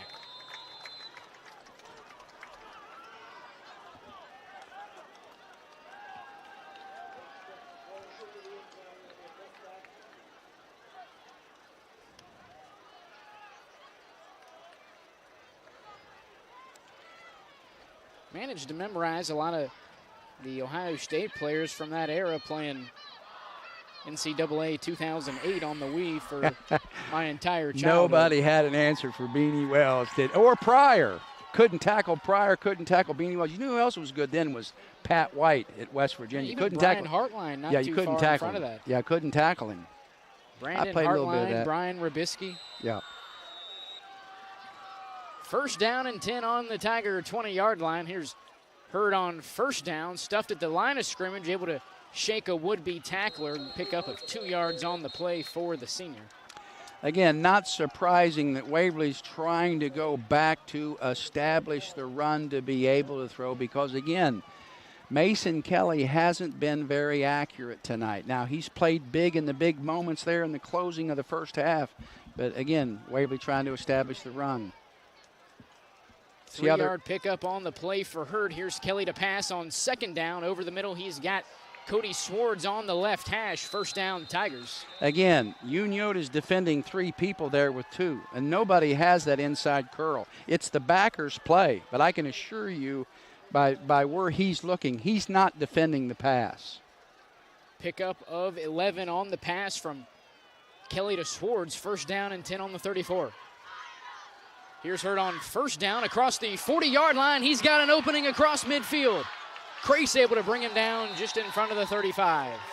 Now, again, that's still going to look like a 30-yard run on paper, but that's a great play by Ashton Crace because he's in the open field, and he just said, hey, come to me. I mean, you got 2 guys. You got to go somewhere, and he just sit on him and wait, make him come to you. 29-yard pickup on the play for Hurd. Tigers now in Sherman territory. See how they're playing. See, Dewey, how they're playing. They're playing 3 guys with 2. That linebacker is your 3rd defender. Watch. He's not playing the pass. Watch. Trips to the field for the Tigers. Here's Hurd on first down. Back-to-back carries brought down just shy of the 30-yard line, close to another Tiger first down. Well, there's no question that the Waverly's come out, and maybe not on first down, but in the last 2 or 3 plays has been effectively able to establish the run. I'd look for him to stay right with that. Second down and 2, a screen pass to the right side. Immediately hit by Cutright on the reception as Pollard is able to hang on. Again, you know, Cutright's had a really nice play on the defensive side of the ball. He's a very active DB. He's an athletic kid. I mean, I know he's a multiple sport kid. That's the kid you probably want to stay away from. Again, Waverly trips to the boundary. Look for the stretch play. Look for the stretch play here to the field. Again, Waverly quite possibly, and I would say they are, sitting in 4-down territory. So look at the edge of the play here. I don't even know who number 8 is, but look at the stand-up end here. See if they don't try to stretch this to the field. 1-yard loss on second down for the Tigers. But again, look, they've got 3 to the boundary. Who's the third defender? 40 seconds on a defensive injury.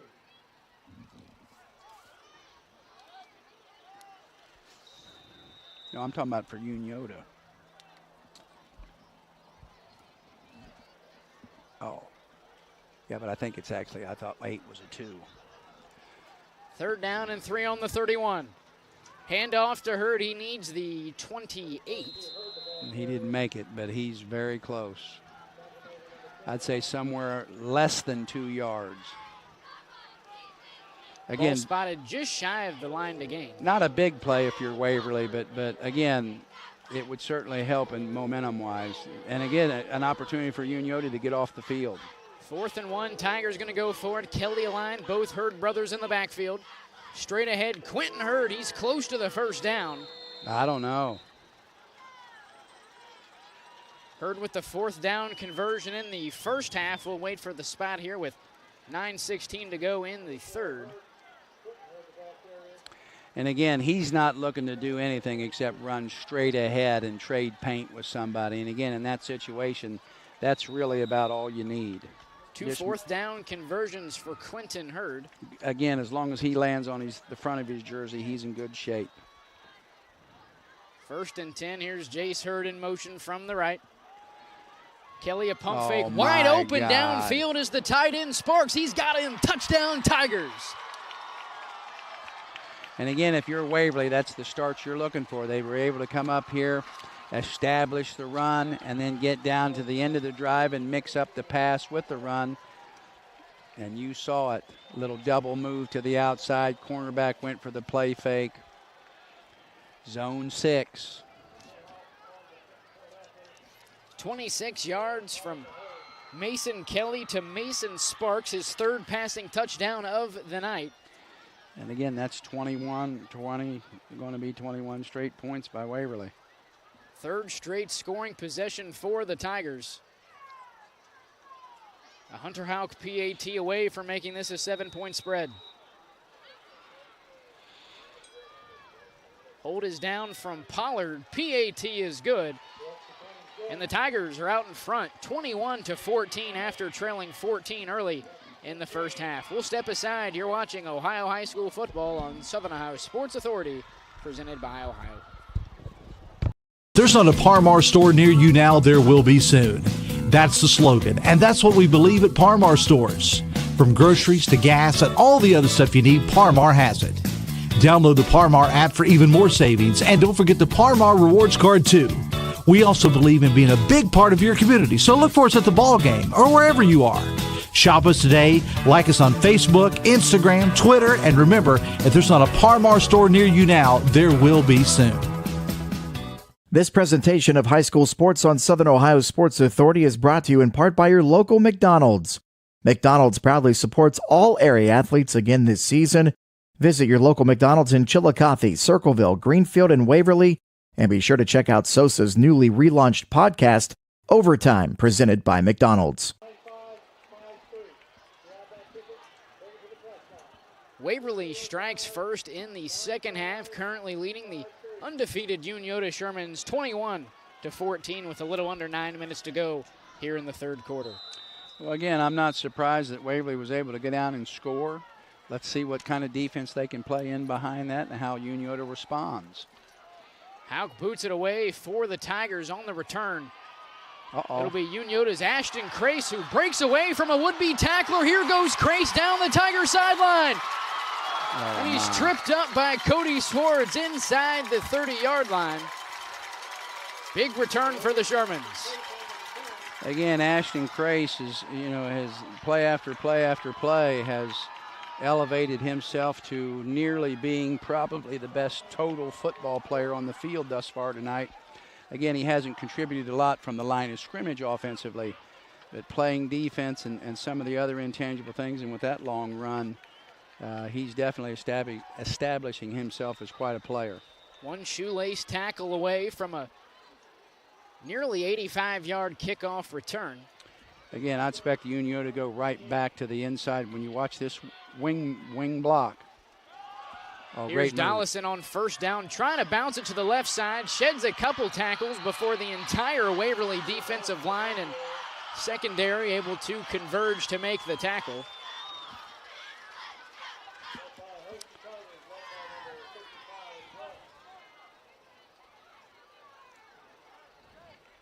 Again, not how you want to start out by getting behind the sticks. But again, no time. Again, you're sitting here in 4-down territory. Obviously time and those types of things aren't an issue, but just go back to what you know how to do. Loss of 3 on the play. Brings up a 2nd down and 13 from the Tiger 32. Hoops looks to pass on 2nd down to his right. He's got his brother Blake Hoops across the 30-yard line. Close to the original line of scrimmage for Unioto. Again, just a little hitch route, but probably Newton's most efficient throw and accurate throw of the night. Gets him back into a more manageable 3rd and 10, but still got to pick up about 5 or 6 of this to be able to go for it on 4th down efficiently. Pickup of 3 yards on the reception by Blake Hoops, his 5th of the night. Again, look for a little slip screen, a little controlled passing here, possibly a middle screen. Trips to the field for Unioto. Hoops under pressure, rolling rolling to his right. A lot of room down the right sideline, close to the 15-yard line. Should have the Unioto first down. Longest run of the night for Hoops. First down, Unioto. Again, a great read by Newton to be able to see that not necessarily that he didn't have options down the field, but knowing the down and distance and being able to move the sticks.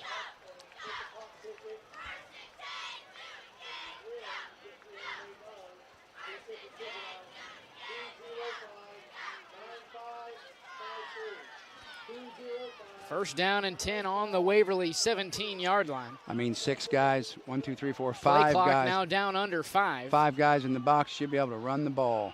Play action for Unioto on first down. Hoops rolling out to his left, now to the hash, airing it out deep into the end zone.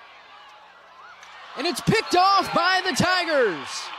Dylan Leith with the interception.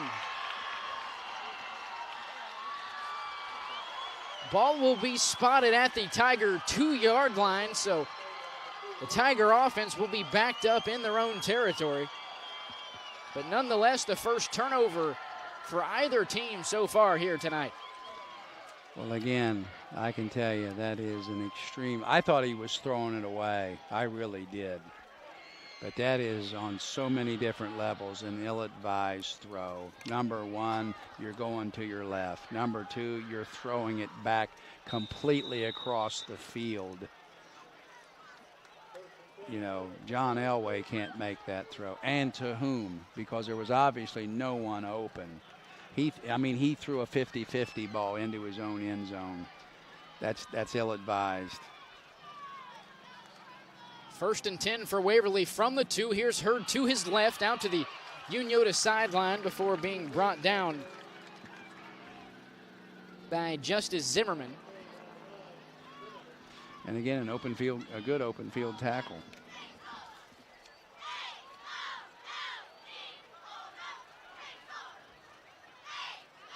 Pickup of 5 on the play for the senior. 2nd down and 5 for Waverly. Stretch.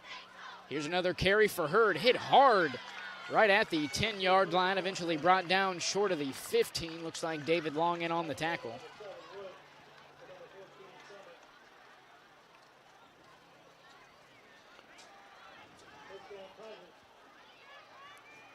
First down run for Waverly.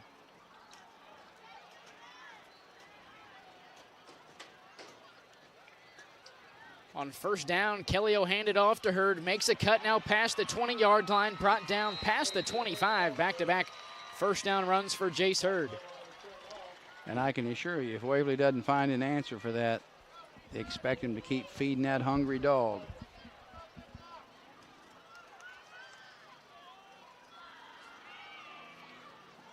First and 10, Waverly from the 26. Here's another handoff to Jace Hurd. Stopped at the line of scrimmage and brought down by Marcel James. Again, you know, Unioto's sitting with 7 guys in the box and daring them to run. And again, that only becomes a problem, you know, when you get a couple of uneasy stops on first down, and if Waverly can throw in behind this. Expect Waverly to throw here. 1 yard gained on the play. Kelly looks to throw on 2nd down and 9. Going deep down the middle of the field. He's got Swords over the shoulder. Can you believe it? Touchdown.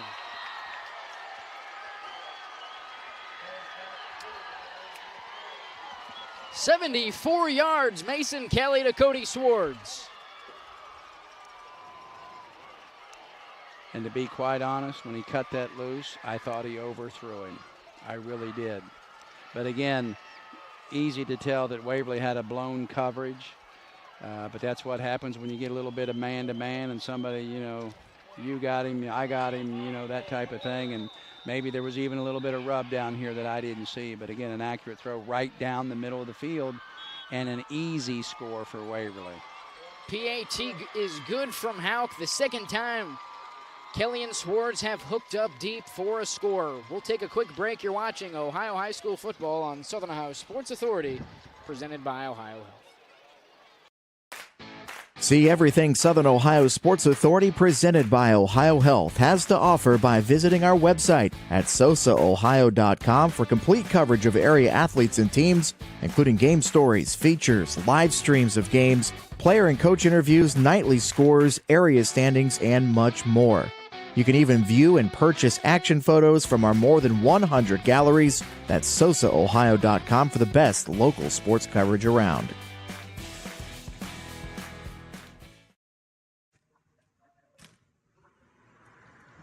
Hey, Mike Glockner here from the Glockner family of dealerships. Want to wish all the fall sports athletes a very safe and successful year.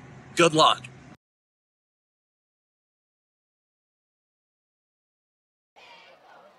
"28 unanswered points stemming from the end of the first half to here in the early goings of the second half. Waverly out in front, 28-14 over Unioto. Here's Houck to boot it away for the Tigers. Back deep is Ashton Krasel will return it from his own 10 to the Waverly sideline and brought down just shy of the 25.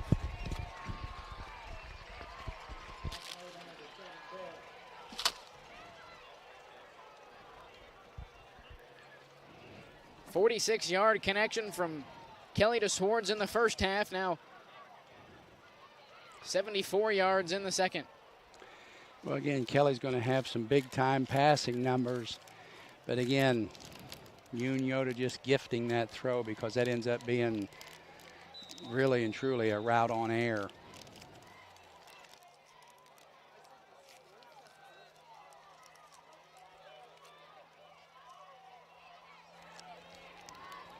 First down and 10 for the Shermans. From their own 23, Hoops looks to pass on first down to his right to Blake Hoops, off the hands and incomplete. It'll bring up 2nd down and 10.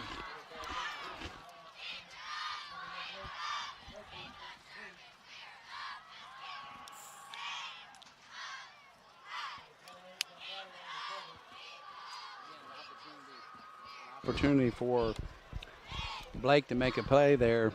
Honestly, he had his hands turned the wrong way. I mean, that ball wasn't exactly perfectly accurate, but I do believe that ball was catchable. 2nd down and 10 from the Unioto 23-yard line. Hoops looks to throw once again, pressured out of the pocket, looking deep down the field. He's got him in on the Unioto sideline. That's sophomore Cody Braden, 1st down Unioto. What a great route and a great throw. And you could tell that Newton was sitting, waiting for that route to come open, because that's obviously that route takes a lot of time to develop. But once he saw that it was going to be where it needed to be, he put the ball on the dime.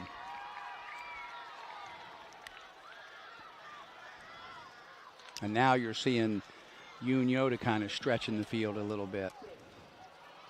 New set of downs for the Shermans now at their own 46. Here's a jet sweep to Blake Coops out to the numbers. Flags are down across midfield and out of bounds. This one that's most likely coming back.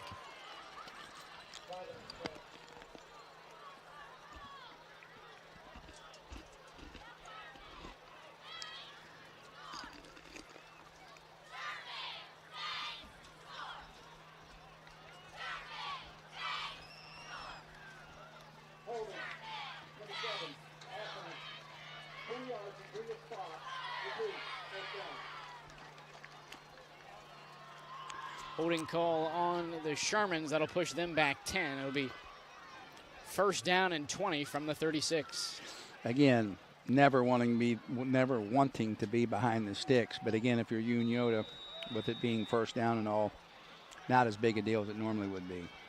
Hoops looks to throw on 1st down under a bit of pressure. What to a his great right. throw. He's got Woods across the 45-yard line near the original line of scrimmage. Flag is down at the tackle. I believe it'll be a face mask on Mason Pollard.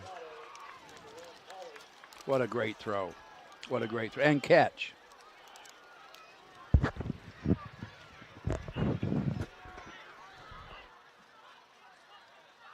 Another big-time play from sophomore Ty Woods. Originally a pickup of 10. The face mask will move it up 5 more yards. How can you take a penalty and it still be 1st down? Oh, they gave him a 1st down. Did that play result in a 1st down? Well, then that shouldn't happen. It should not be 1st and 5. How could that be? Regardless, 1st down and got 5 Blake at midfield. Down the middle of the field, looking for both Braden and Jake Howard. Both are overthrown as the pass falls incomplete.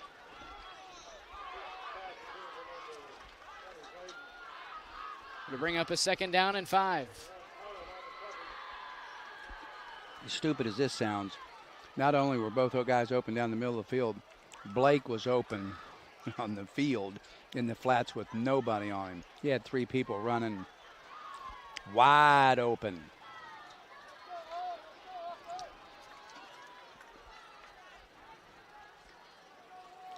Second down and 9 on the plus 49. Hoops will look to throw on 2nd down. Pressured out of the pocket to the right side. Looking deep for Howard. Passes overthrown and incomplete.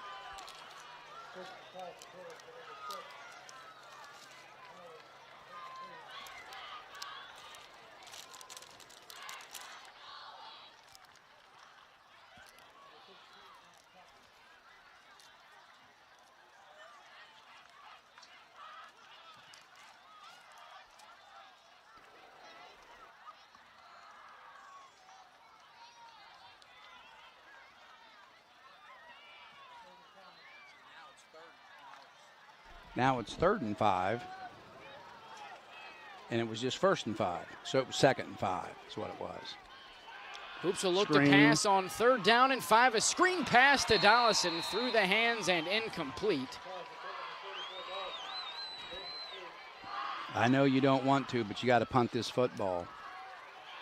Bring up a 4th down and 5 for Unioto on the Waverly 49-yard line. 4 straight scoring drives for the Tigers.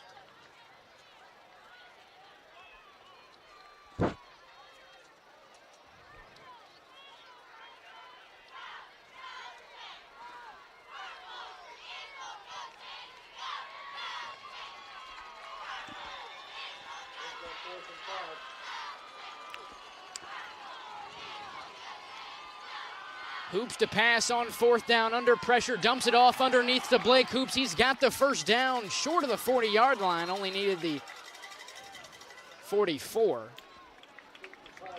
First down, Unioto. Again, a big play for Unioto. If for nothing else, you can maintain possession of the ball, still have an opportunity to try to grind some points out of this.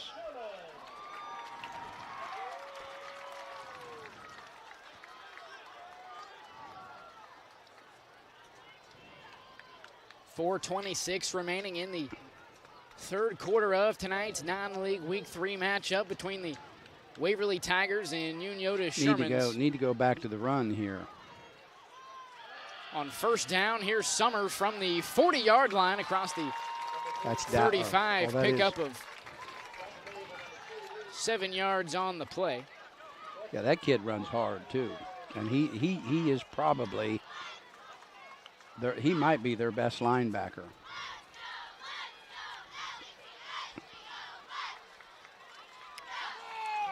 Second down and 3, Shermans. Again, here's an opportunity to take a shot at the end zone, but you don't have to. Personally, I would go for trying to move the sticks. I'd stick this ball right back up in the inside. Look, you got 6 guys in the box. Hoops will throw on second down, pressured out of the pocket to his right. Pass intended for Jake Howard is wayward and incomplete. Again, the problem that I have is again, neither team, but Waverly probably has taken more advantage of the middle of the field. Unioto has done nearly nothing in the middle of the field throwing the ball. And in the throw game, believe me, the middle of the field is a gold mine. The shortest throw requires the least accurate throw. Third down and 3 from the Tiger 33. Quick pass from Hoops through the hands of Braden, incomplete. I think he'd like to have that back. I think that ball should have been caught. But again, they put themselves right back into the 4th and 4 in a little bit better position now on the 33-yard line. But again, you still need 4 yards. Last time they went to Blake on 4th and 4. So Blake is in the slot to the top. 4th down and 3 for Unioto. Hoops will look to pass. Dump off pass to Dollison. He's got the first down and more down the near sideline. Pushed out of bounds past the 15. Love the play call. Love the play call. Well blocked. And again, when that ball's caught behind the line of scrimmage like that, those wideouts and those second-level people can be blocking while the ball's in the air. Great call. As of now, the Shermans offense operating without their 2 leading receivers, Caden Cutright and Ashton Crace, both on the sideline. First and 10 from the Tiger 13. Again, I'm going right back to Summer. Screen pass to the left side. That's Blake Hoops, makes the first man miss, eventually brought down just short of the 10. Pickup of 3 yards on the play. Again, good blitz pickup. Get the ball to Blake probably as a safety. And Blake's able to scratch 2 yards out of it. But again, I'm giving the ball to Summer.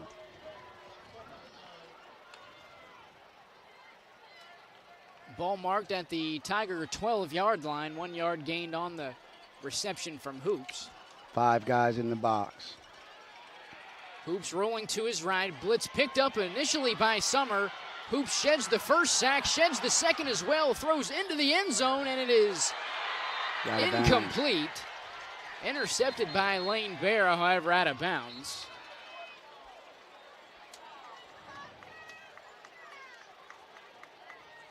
Is there a flag down, Dewey? I don't see it. Where? Up top? Flag down on the other side of the field by the left hash.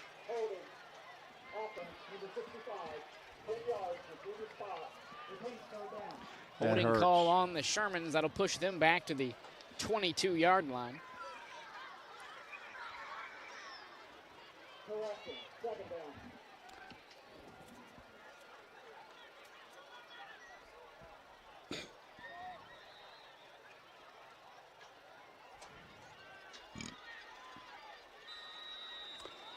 Well, I believe Crace just came back in.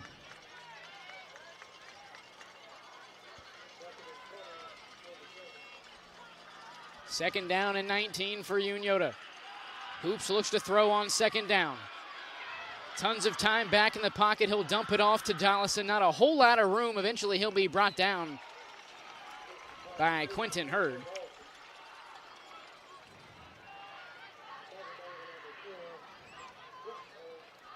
Looks to be a loss of a yard on the play from Dollison.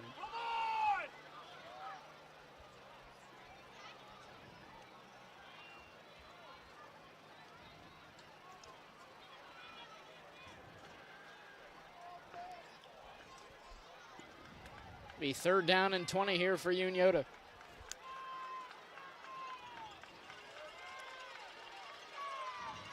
Two receivers set here on both sides for Unioto. Across the middle to Blake Hoops. It's broken up by Jace Hurd.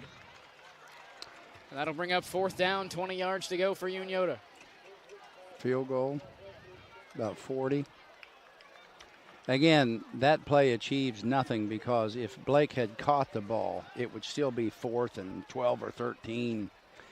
They had a fade to the outside. I didn't see who it was, but he looked like he was separating a little bit. But again, it's tough to call plays, 3rd and 4th and 20. Unioto electing to go for it here. They need the 3-yard line of Waverly.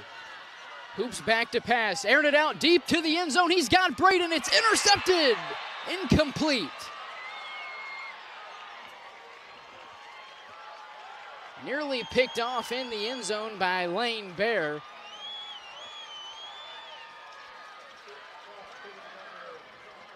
However, fortunate for the Tigers, as had it been intercepted, would have been a touchback and ball would have been spotted at the 20. Being a turnover on downs, it'll be spotted on the 23. Well, that ball was significantly underthrown. And if it had been thrown on time, that would have been much more likely to have been completed. But again, you just can't put yourself in situations when you get behind the sticks that way, regardless of where you're at on the field. And if you're Waverly here, here's a chance for you to drive the first nail. Tigers take over on their own 23-yard line. Scorers in their last 4 drives. Here's Jace Hurd on first down, brought down right at the 25-yard line of Waverly.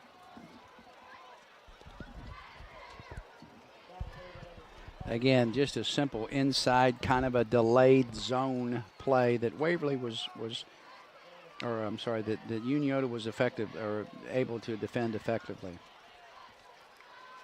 Look for a throw. Second down and 8, another handoff to Hurd. Met in the backfield. That's Alex Mills in on the stop for Great Unioto. play. Great play by Alex Mills. Good solid tackle. Good read. If I'm not mistaken, that should have been maybe even a tackle for a loss. Yeah, about a yard. Again, if you're Unioto, you have to get off the field here. Look for Waverly to do something quick in the passing game. On third down, Kelly looks to throw to his left. He's got a man downfield. It's Mason Sparks. Moves the chains for the Tigers.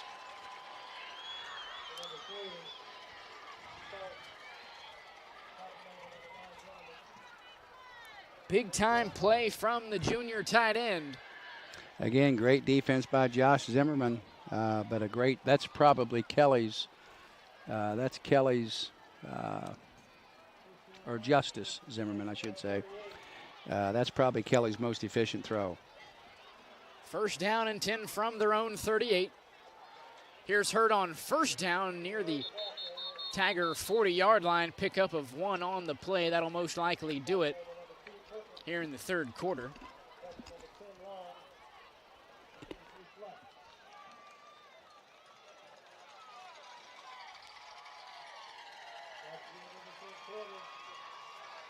And that'll take us to the end of three. The Tigers out in front, 28 unanswered, leading 28-14. We'll head to the fourth quarter. You're watching Ohio High School football on Southern Ohio Sports Authority, presented by Ohio Health. At Ohio Health, you can see your doctor here or here, on this or on these. And no matter if you're over here, over there, or anywhere in between, you'll feel good knowing Ohio Health provides the finest care anywhere. Schedule care today at ohiohealth.com/finestcare. Hey everyone, Mike Glockner I'm Brandon Callahan of the all-new Chrysler Dodge Jeep Ram Service Center in Portsmouth, Ohio. We have a $39.95 oil change special going on right now. That includes a free tire rotation and free multi-point inspection. Schedule your appointment online at glocknercdjr@portsmouth.com. 1 quarter to play here at Unioto High School. The Tigers leading 28-14 with 12 minutes to go. Second down and 8. Kelly looks to throw. Here's a screen pass to Hurd. A lot of room to work with to the left side. Brought down just short of the 50-yard line by Alex Mills. Again, open field tackle, effective open field tackle by almost said Josh Mills, which is his father. But again, if you're Waverly, a good play. Move the sticks. First down. First and 10 on the minus 49-yard line.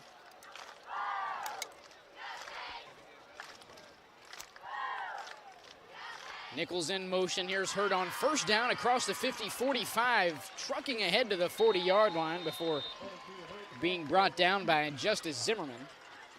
Clock continues to roll for the Tigers. And are we to assume that Justice Zimmerman is in there because Caden Cutright is banged up? Yeah, he didn't look good, you know, even a few quarters ago. Is that him sitting on the bench? It is.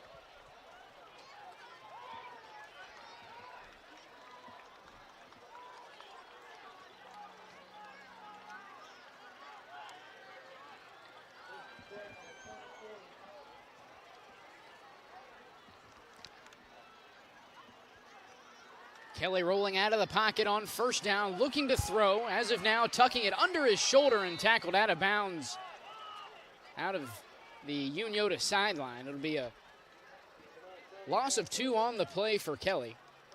Again, miscommunication there by Kelly. And again, I don't know if the back ran wrong or Kelly turned wrong. I'm going to say Kelly possibly turned wrong. But again, he's not going to outrun a whole lot of people on there, and he knew he was in trouble.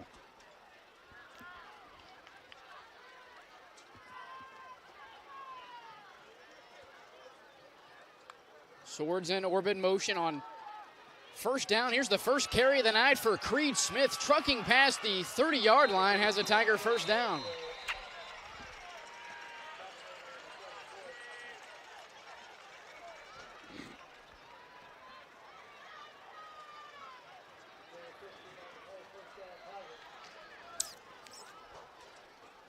First and 10 for Waverly. Creed Smith remains in the game for the Tigers. 3 receivers set here with Sparks in tight to the right side.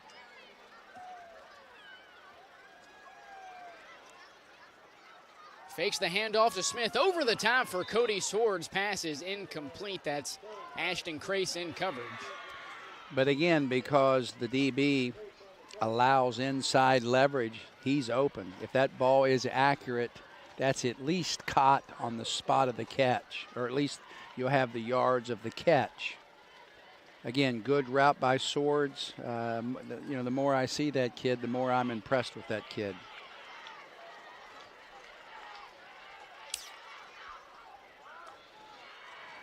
Second down and 10. Here's Smith across the 25-yard line, close to the 20. Hurd back into the game for the Tigers. what a difference that kid made on this possession, because not only is he making hay, he's giving Jace Hurd a blow.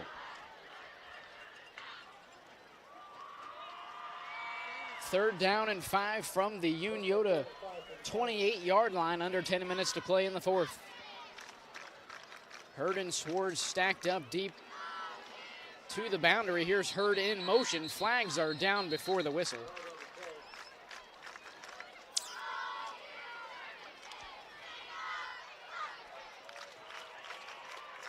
Again, that was going to be the old Curtis Samuel, J.T. Barrett read. And again, I'm not quite sure if Kelly's trying to read that, or if they've called that in the huddle one way or another. But it did look like he was going to keep the ball, which I can assure you Mr. Kelly's probably not that fond of. False start pushes the Tigers back 5. It'll be third down and 10.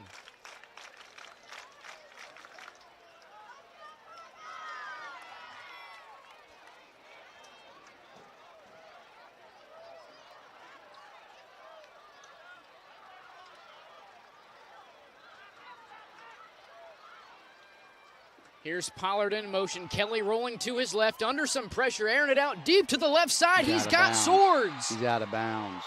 Out of bounds inside the 10. Pass is incomplete.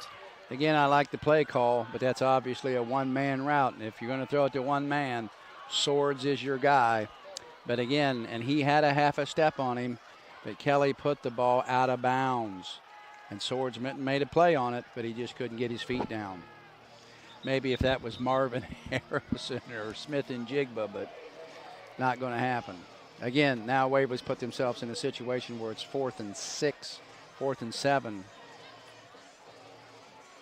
If you're Unioto, you have to get off the field here. You have to get off the field.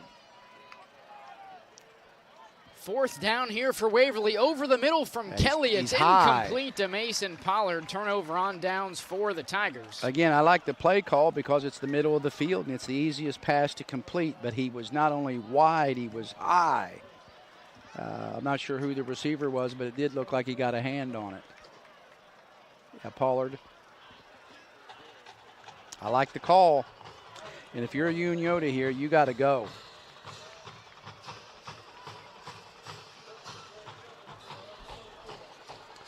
And because now of the situation where they're down 2 scores, I wouldn't say abandon the run, but the run becomes kind of a second thought here. You need a couple splash plays here and a quick score. Cutright remains out of the game for Unioto. That's down a substitution penalty. That's a substitute. You can't have 12 guys in the huddle. Oh, they called timeout. Okay. First timeout of the half for Unioto.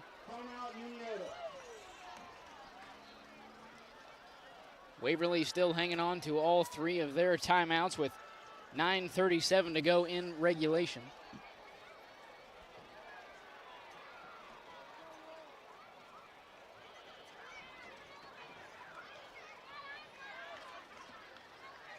Defensively, what have you seen from the Tigers here in the second half that's held a strong offense of Unioto scoreless here in the second half? Well, again, I'm not, it almost sounds like I blame people, but I don't know if it's as much what Waverly has done as much as it is what Unioto hasn't done. Unioto's made plays, but they just haven't been able to make enough plays or enough consecutive plays in one series of downs. But I mean, again, because of the style of play of the way they play, this game is far from over.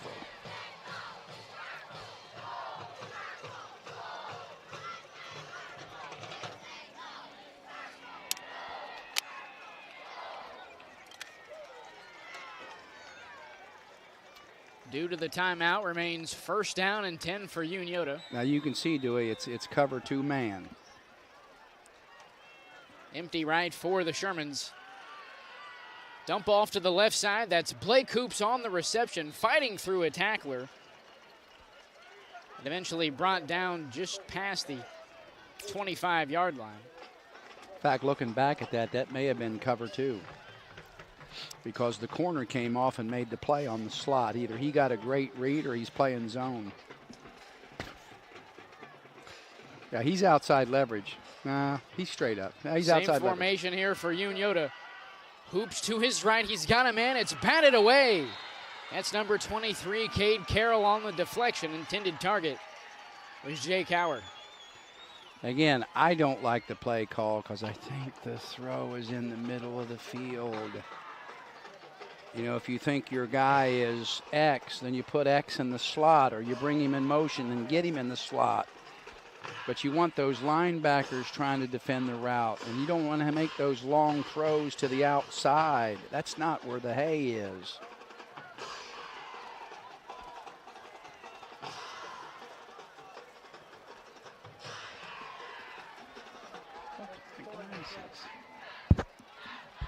Oh, God damn. Timeout, Unioto.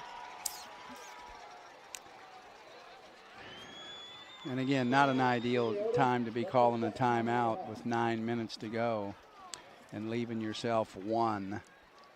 But again, you know, you can't afford to make, whether it's an alignment mistake or an assignment mistake, but because this is a big play. Unioto has to maintain possession of the ball. They can't afford to punt the ball back to Waverly at this point and give Waverly a chance to score, though they've played pretty good defense for the last 6 or 8 minutes.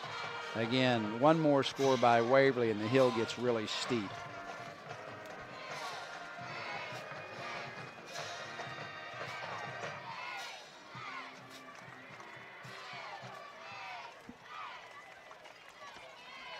Okay, look right between the hashes, Dewey. 3rd down and 7 for the Shermans on the Unioto 27-yard line. Here's Hoops back in the pocket under a ton of pressure. Guess who? It's Quentin Hurd in on the sack for the Tigers. 2nd sack for Hurd here tonight, and a big one here on 3rd down. I mean, if you're Unioto, you got to punt the ball.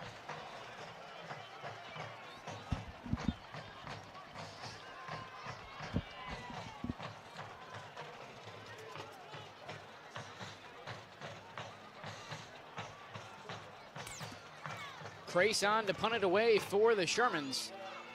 Mason Pollard and Jace Hurd back deep. Wow, what a punt. Deep punt from Crace will roll up just past the 30-yard line and will be down by KB Perkins at the 31. That's 19, that's 4, that's a 50-yard punt. 28-14, the Tigers leading with 8:13 to go here in the 4th quarter. 28 unanswered for Waverly. Again, if you're Waverly here, what you really need, you're not in need of points as much as you are to go on a 4-minute drive and maintain the ball. And even if you turn it over on downs or have to punt it back to them, you know, if you can get that clock inside of, especially inside of 4 minutes, and kick the ball back to Unioto, you've had a successful possession. Look for Waverly to try to grind out a couple of 1st downs here on the ground. 1st down and 10 from their own 31. Here's Hurd on 1st down, is brought down right around the line of scrimmage. That's Ethan Summer in on the tackle. Yeah, I'm telling you what, Ethan Summer's a good football player. He's a good linebacker. He makes solid reads, and he's made more than a few tackles in the open field. I'm going to tell you that kid's got 10 tackles, 10 or 12 tackles.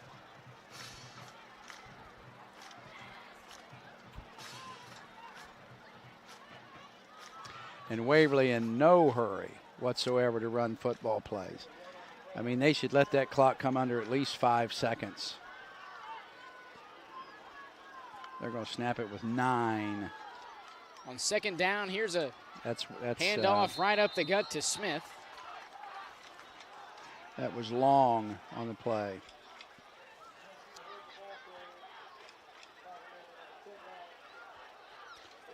Check that, Jace Hurd on the carry. Again, if you're Waverly and you do throw here, which you very well could do, you're going to something controlled or some type of screen, slip screen, delayed, something quick.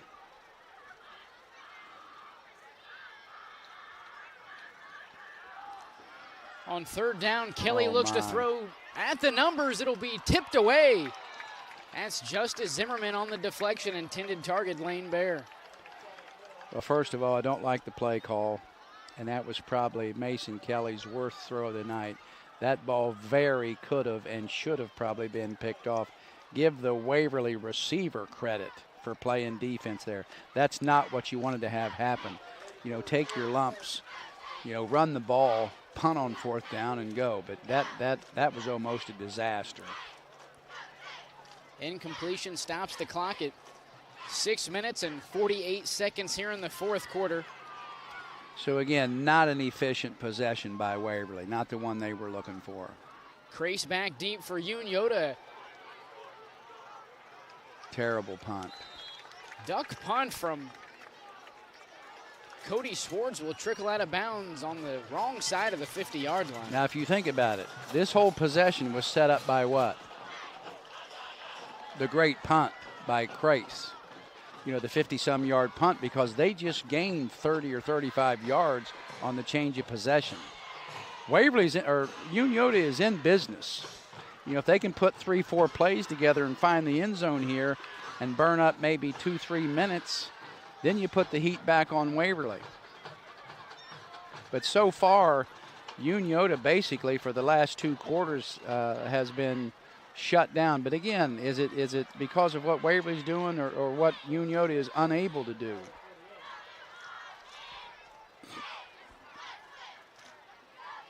And see, you can tell by the offset, it's not a running play. See how the running back's in front of the quarterback? Now, you can't see that if you're a linebacker. But if you're standing to the side, it's not a running play. It's not a running play. On first down, Hoops looks to throw. To his right he's side, got him. way downfield to Braden. It's underthrown and incomplete, deflected by number 23, Cade Carroll. What a great play. What a great play by Cade Carroll. And again, if that ball is thrown sooner or thrown deeper, that's an easy score by Waverly. He had a couple of steps on everybody. But again, that shouldn't be the play you're looking for.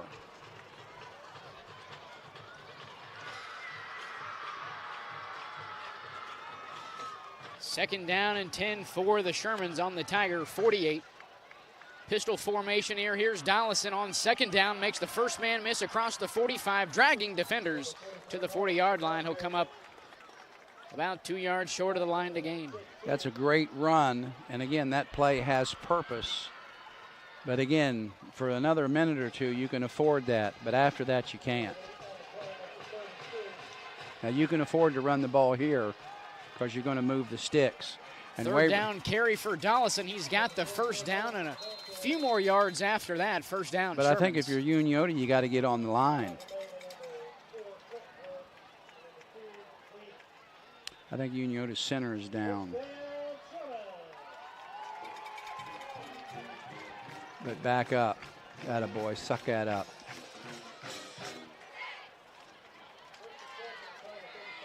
Yeah, he's hurting. Who is it? That's Carey. Yeah, he took one on the leg. First down and 10 on the 35. Hoops back to pass down the near off. sideline. It's nearly intercepted. Intended target was Blake Hoops. Again, not open. The ball again was short. And again, the ball's not in the middle of the field. To bring up second down and 10 for Unioto. But again, the clock stops. 5:49 remaining here in the fourth quarter. Unioto still clinging on to their final timeout. Waverly with all three.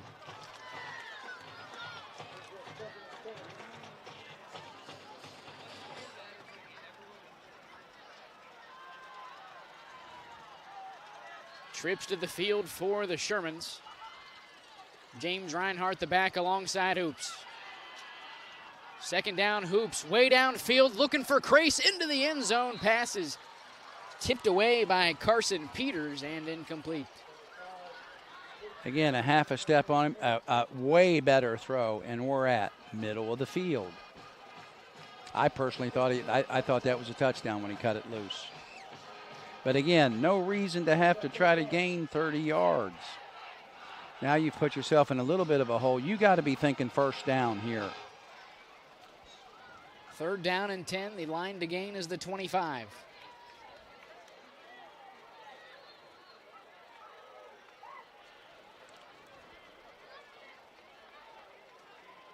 And you got 2 slotted guys. Hoops back to pass. Here's a screen pass to the left side to Dollison to the 35, and he's lucky to have made it back to the line of scrimmage. Pushed out of bounds. Pickup of 2 yards on the play for Dollison. Well, if you're Unioto, this is about everything you got right here. And again, you're not thinking. I'm not thinking touchdown here as much as I am. You have to continue possession of the football here, so you've got to get something beyond these sticks. You can't run routes under these sticks. You can't throw a ball under these sticks. 4th down and 7. The Shermans need the 25.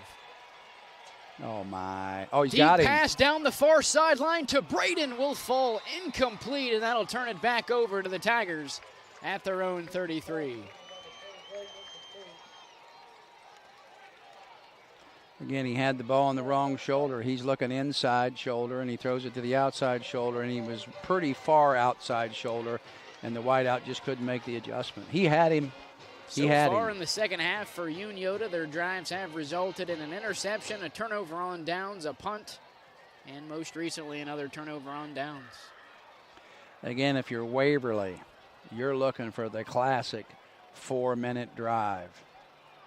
Again, if you're Waverly, the problem Unioto has right now is that they're only sitting on 1 timeout, and a couple of first downs here is going to cause a problem. But if they can get a quick 3 and out, they can still have a chance to put a couple quick scores up here. 1st down and 10 on their own 33. Here's a handoff to Jace Hurd on 1st down across the 35-yard line. Short gain on the play for the senior. And again, Jace Hurd's a smart football player. He's running with 2 hands on the football, and he realized that he was going to be tackled, and he actually kind of went down, but made sure he maintained possession of the ball. He knows that right now their ally, or that 12th player right now, is the clock. And he knew he had made 3 or 4 yards. He actually ended up making closer to 4. You're just going to let the clock tick, tick, tick, tick, tick. And if you're Waverly, you're at 10 seconds now. You got to let that clock get inside of 5 seconds. They got it to 4. On 2nd down, here's Hurd, spins out of Alex Mills' attempted tackle, brought down short of the 40. Again, if you're Unioto, you probably keep that timeout in your pocket. If you're a Unioto, this play right here is everything. You have to get off the field here. And look for Waverly. Again, I don't think they'll throw the football. If I'm a linebacker, I'm looking at number 4 and saying wherever, or not 4, but 22, wherever he goes, I go. And again, if you're Waverly, you're going to let that clock tick down to inside of 5 seconds, which is going to put you somewhere right around the 3:40 mark, which again is still plenty of time. But Unioto has to get off the field here. And Waverly is going to burn a timeout. And took every second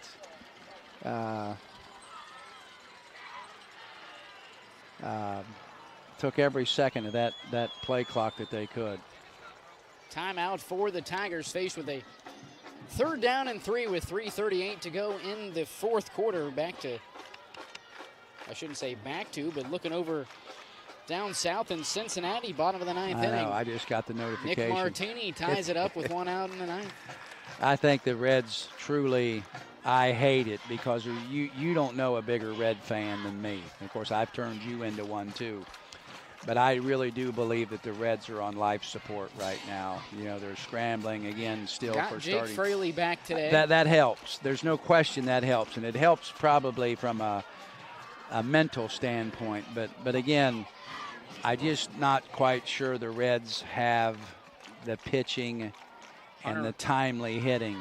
Hunter Renfroe, along with Harrison Bader, picked up off waivers. Well, and you're pulling those guys out of the garbage can. 2 big right-handed bats to face left-handed pitching with. And that's why they did it. The Reds have this heavily struggled against. This is a big play. And I think you're going to see Jace Hurd left here. 3rd down and 3 from the 39. They run Toss outside. to the left, that's Hurd. Close to the first down. We'll wait for the spot. What a great effort by Jace Hurd. First down, Tigers. Yeah, I will tell you this. That play was not very well blocked, and he just said he wasn't done till he moved the sticks. And if you're Unioto, that just, I'm not saying it broke your back, but that just made the hill really, really steep.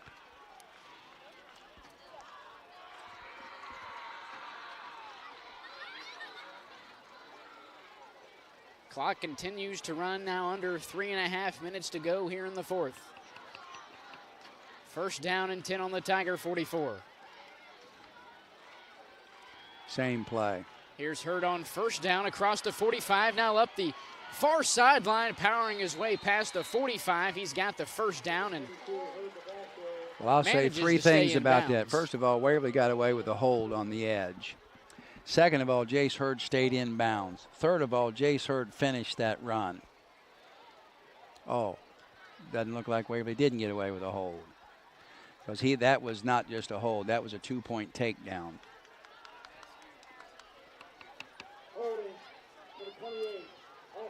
Holding called on the Tigers. That'll push them back 10. That wasn't holding. That was holding.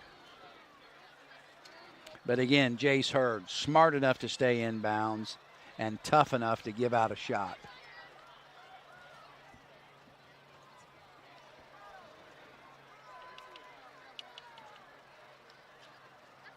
Jackson 28-20 leaders over Wheelersburg, 1:28 remaining.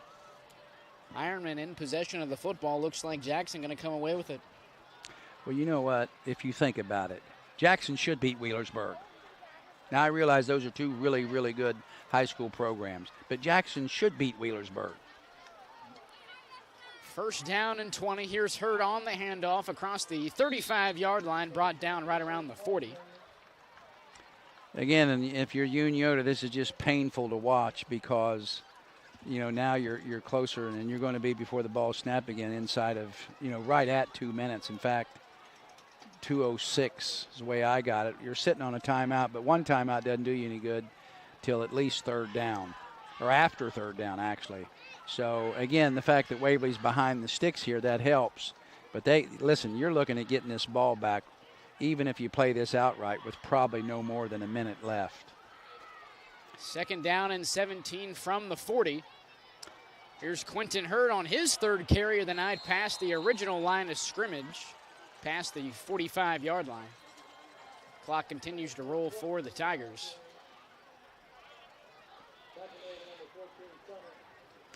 And Summers is tired. I can tell you this. Hurd, Summers will get credit for the tackle, but bottom line is he basically tripped over Summers after knocking him down.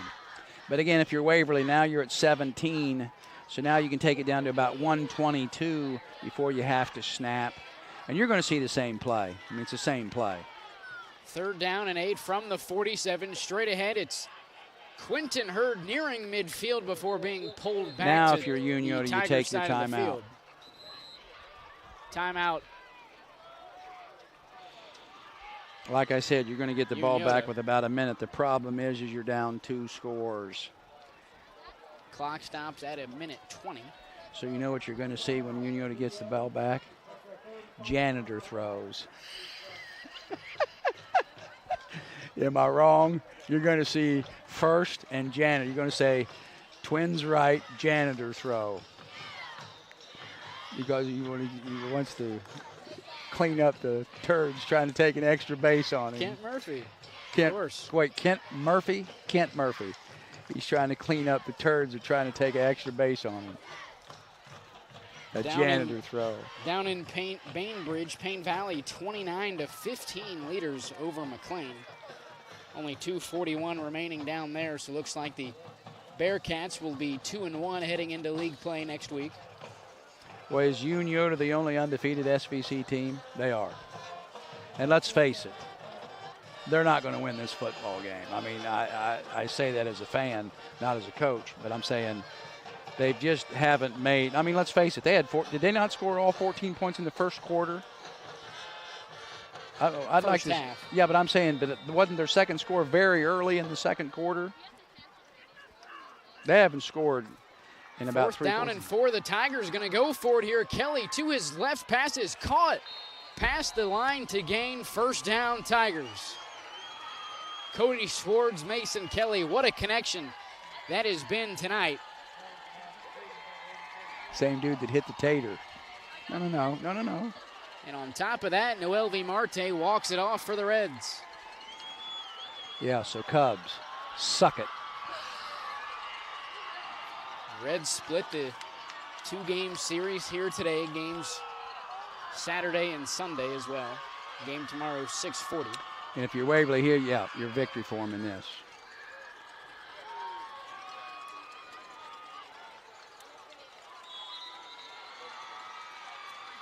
And you know, probably I haven't given Waverly and their defense enough credit. Let's face it. We're going to go check and see what the time was of that second score, because we'll have the stats here momentarily. But the bottom line is Waverly's defense has shut Unioto out for basically the last 3 quarters of this game. And that's no small accomplishment. I mean, Waverly or Unioto is a very, very skilled and high-octane, fast-paced offense with plenty of skill kids. And a very, very similar to what Waverly has. So, you know, hats off to the Waverly defense for being able to come out and do the things that they were able to do. And I'm sure Unioto probably doesn't feel that way. They probably feel more as if there's things that they weren't able to do. But again, if you look at Waverly's offense, I mean, they took advantage of 2 or 3 possessions. It's not like they had, you know, even 7 and 8 play drives. I mean, they scored 2 touchdowns in the first half basically on gimmick trick plays, which, you know, I'm not a fan of. But again, that's not that big of a deal that Tim Daly's not a fan of that stuff. Anybody that knows me knows I hate that stuff. But it just is what it is. I think if these 2 teams played 10 times, you know, I'm not sure that it wouldn't be 5-5 or 6-4 one way or the other. But I like what we saw tonight. But if you're Unioto in the long run, even though there was points to be gained here tonight, because Waverly's going to win some football games. I'm not sure if Waverly's well, I think both teams can get in the playoffs, but I think they're looking at a very, very low seed, especially if you're Waverly, because I think they'll have a few less wins because of who they still have to play, and Waverly or Unioto, you know, they've still got the SVC to play for and those points to be picked up. But again, I'm not sure based on what I've seen yet. Both teams, I think, are capable of making the playoffs. The question is, can either team win in the playoffs? And I haven't seen enough yet that tells me that's likely. For the 5th consecutive meeting between these 2 schools, it's the away team that prevails in the end, going all the way back to the 2018 season. We'll take a quick break while we wait for the stats to roll in from tonight's contest. Waverly on top of Unioto, 28-14 here in Week 3. You're watching Ohio High School football on Southern Ohio Sports Authority, presented by Ohio Health.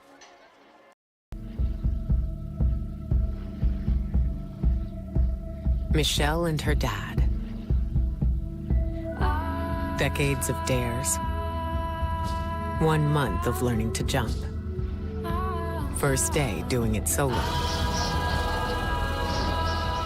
And 2 years since starting cancer treatment at Ohio Health.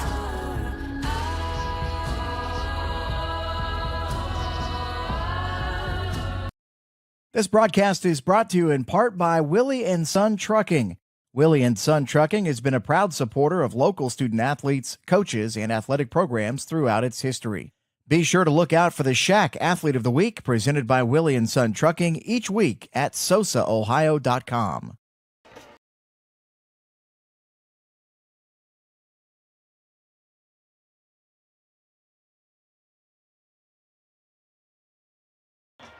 (28-14), the Tigers on top here in Week 3 following a tough Week 1 loss to Miami Trace. Has followed it up with back-to-back wins over the presumed top 2 schools in the SVC. For Unioto, they're first loss here in 2023 after week 1 and 2 victories over Vinton County and Amanda Clear Creek. Statistics for tonight's game, we'll start with the Tigers on the ground. Jace Hurd, another 100-yard rushing effort, 32 carries for 182 yards, no touchdowns for Hurd. Creed Smith, 3 carries for 18 yards, all of those in the second half. Quentin Hurd, 4 touches for 16 yards. Through the air, Mason Kelly, nearly his second 300-yard game in 3 games. 14 of 29 for 299 and 4 touchdowns. The long of 72, the connection on their second drive of the second half to Mason Sparks. Or actually, I believe that was Cody Swords. Yeah. Nonetheless, through the air, Cody Swords, double-digit receptions, 10 for 211 yards, 2 touchdowns for Mason Sparks, 2 catches for 40 yards and a score. And Mason Pollard, 1 grab for -1 yards. Jace Hurd also had a grab, I believe it was for about a yard, and then obviously had the hook and ladder that gives him receiving yards but no reception. Took that one to the house from 54 yards out to end the second half, to end the first half. Now on to the Shermans on the ground. Connor Dollison, 16 carries for 121 yards, 1 touchdown for Dollison. James Reinhart, 1 carry for 13 yards. Ty Woods, 1 for 12. Newton Hoops, 11 carries for 33 yards. Ethan Summer, 1 carry for 7 yards. Through the air for Unioto, Newton Hoops, 17 of 36 with 1 interception for 147 yards. No touchdowns tonight for the senior quarterback. And receiving for Unioto, Blake Hoops, 9 catches for 56 yards. Connor Dollison, 4 for 30. And Ty Woods, 2 of 17. Jake Howard also with a grab for 23 yards. And Caden Cutright, only 1 catch for 18 yards tonight, was forced out of the game early in the first half and was not able to make a return. 28-14, the Tigers take this one in week 3. What did you see from Waverly that allowed them to explode offensively coming out of halftime, and even defensively holding a Unioto team who scored 14 in the first half to nothing in the second? Well, the bottom line is of course, Waverly gets a second half kickoff, and that first possession, they're able to establish Jace Hurd on the ground. And let's face it, by the time they crossed the 50-yard line about 5 or 6 plays later, that created play action pass opportunities, and they were able to finish off that drive. And I don't remember exactly what it was, but I'm going to say a 30-yard touchdown pass, 35-yard touchdown pass. What was it, the first possession? In the second half? Yeah. Mason Kelly to Mason Sparks, 26 yards. 26 yards. So, I mean, that was all set up by Jace Hurd and establishing the running game. And then I don't remember exactly. I know they scored on their next possession, but I just, for the life of me, I can't remember in what combination they were able to put plays together. But I'm going to go on record as saying it was probably something very similar, and we're able to score again. But the problem is, that's all fine and dandy. I'm telling you again, the game was won because they were able to keep Unioto out of the end zone for basically the last 3 quarters of the game. And if we can find when that second score, the clock time was of that second score, I'm going to tell you it was the better part of the second quarter. It was early in the second quarter when they scored. Or I wouldn't even argue with it if it was late in the first quarter. But again, I'm going to sit here and say, a little bit of that was Waverly, but a little bit of it was Unioto not being able to find the right execution and the right timing. To me, Newton never got comfortable. He never got in rhythm. He did make some accurate throws. He did, he missed some open receivers. There were some other things that happened. I think that maybe they came out of the running game a little bit too soon. Maybe, but maybe not. I mean, I'd have to look at the film just to be sure. But, again, you got to look at the pass game, and you can't afford – what was Newton on the night? How many attempts? He was 17 for 36. Honestly, that's not very good. I mean, that's below 50%. And the interception he had, was probably, the worst decision that he made the entire night, when he's rolling to his left outside the hash and throws all the way back to the right outside the hash to a receiver in your end zone. When if we run that play back, not only was he not open, I mean, he wasn't open. And, of course, the ball gets batted around and picked off, and that ends up becoming an empty possession. But I will tell you this, and this is going all the way back to the second quarter. When Waverly went for it on 4th down on their own 22 or 23-yard line right before the half was over, they never looked back. I mean, they took control of the game. Not at that moment, but that was the beginning moment of them gaining control of the game. And Unioto offensively never put anything together after that. And you can say that Waverly was at least effective with their possessions. Unioto defended them pretty well, too. If you go into a game and you say you hold Waverly to 28 points, you've got a really good chance of possibly winning that football game. Obviously, if you hold Unioto to 14 points, you won the football game. There's no question about it. So, again, but if you look back to the flow of the game was slightly changed, and I still say I would have punted the football. 100 times out of 100, I would have punted the football. But, give Jake Knight and the Waverly coaching staff and Chris Crabtree credit for having the kahunas or having the ignorance. Huevos.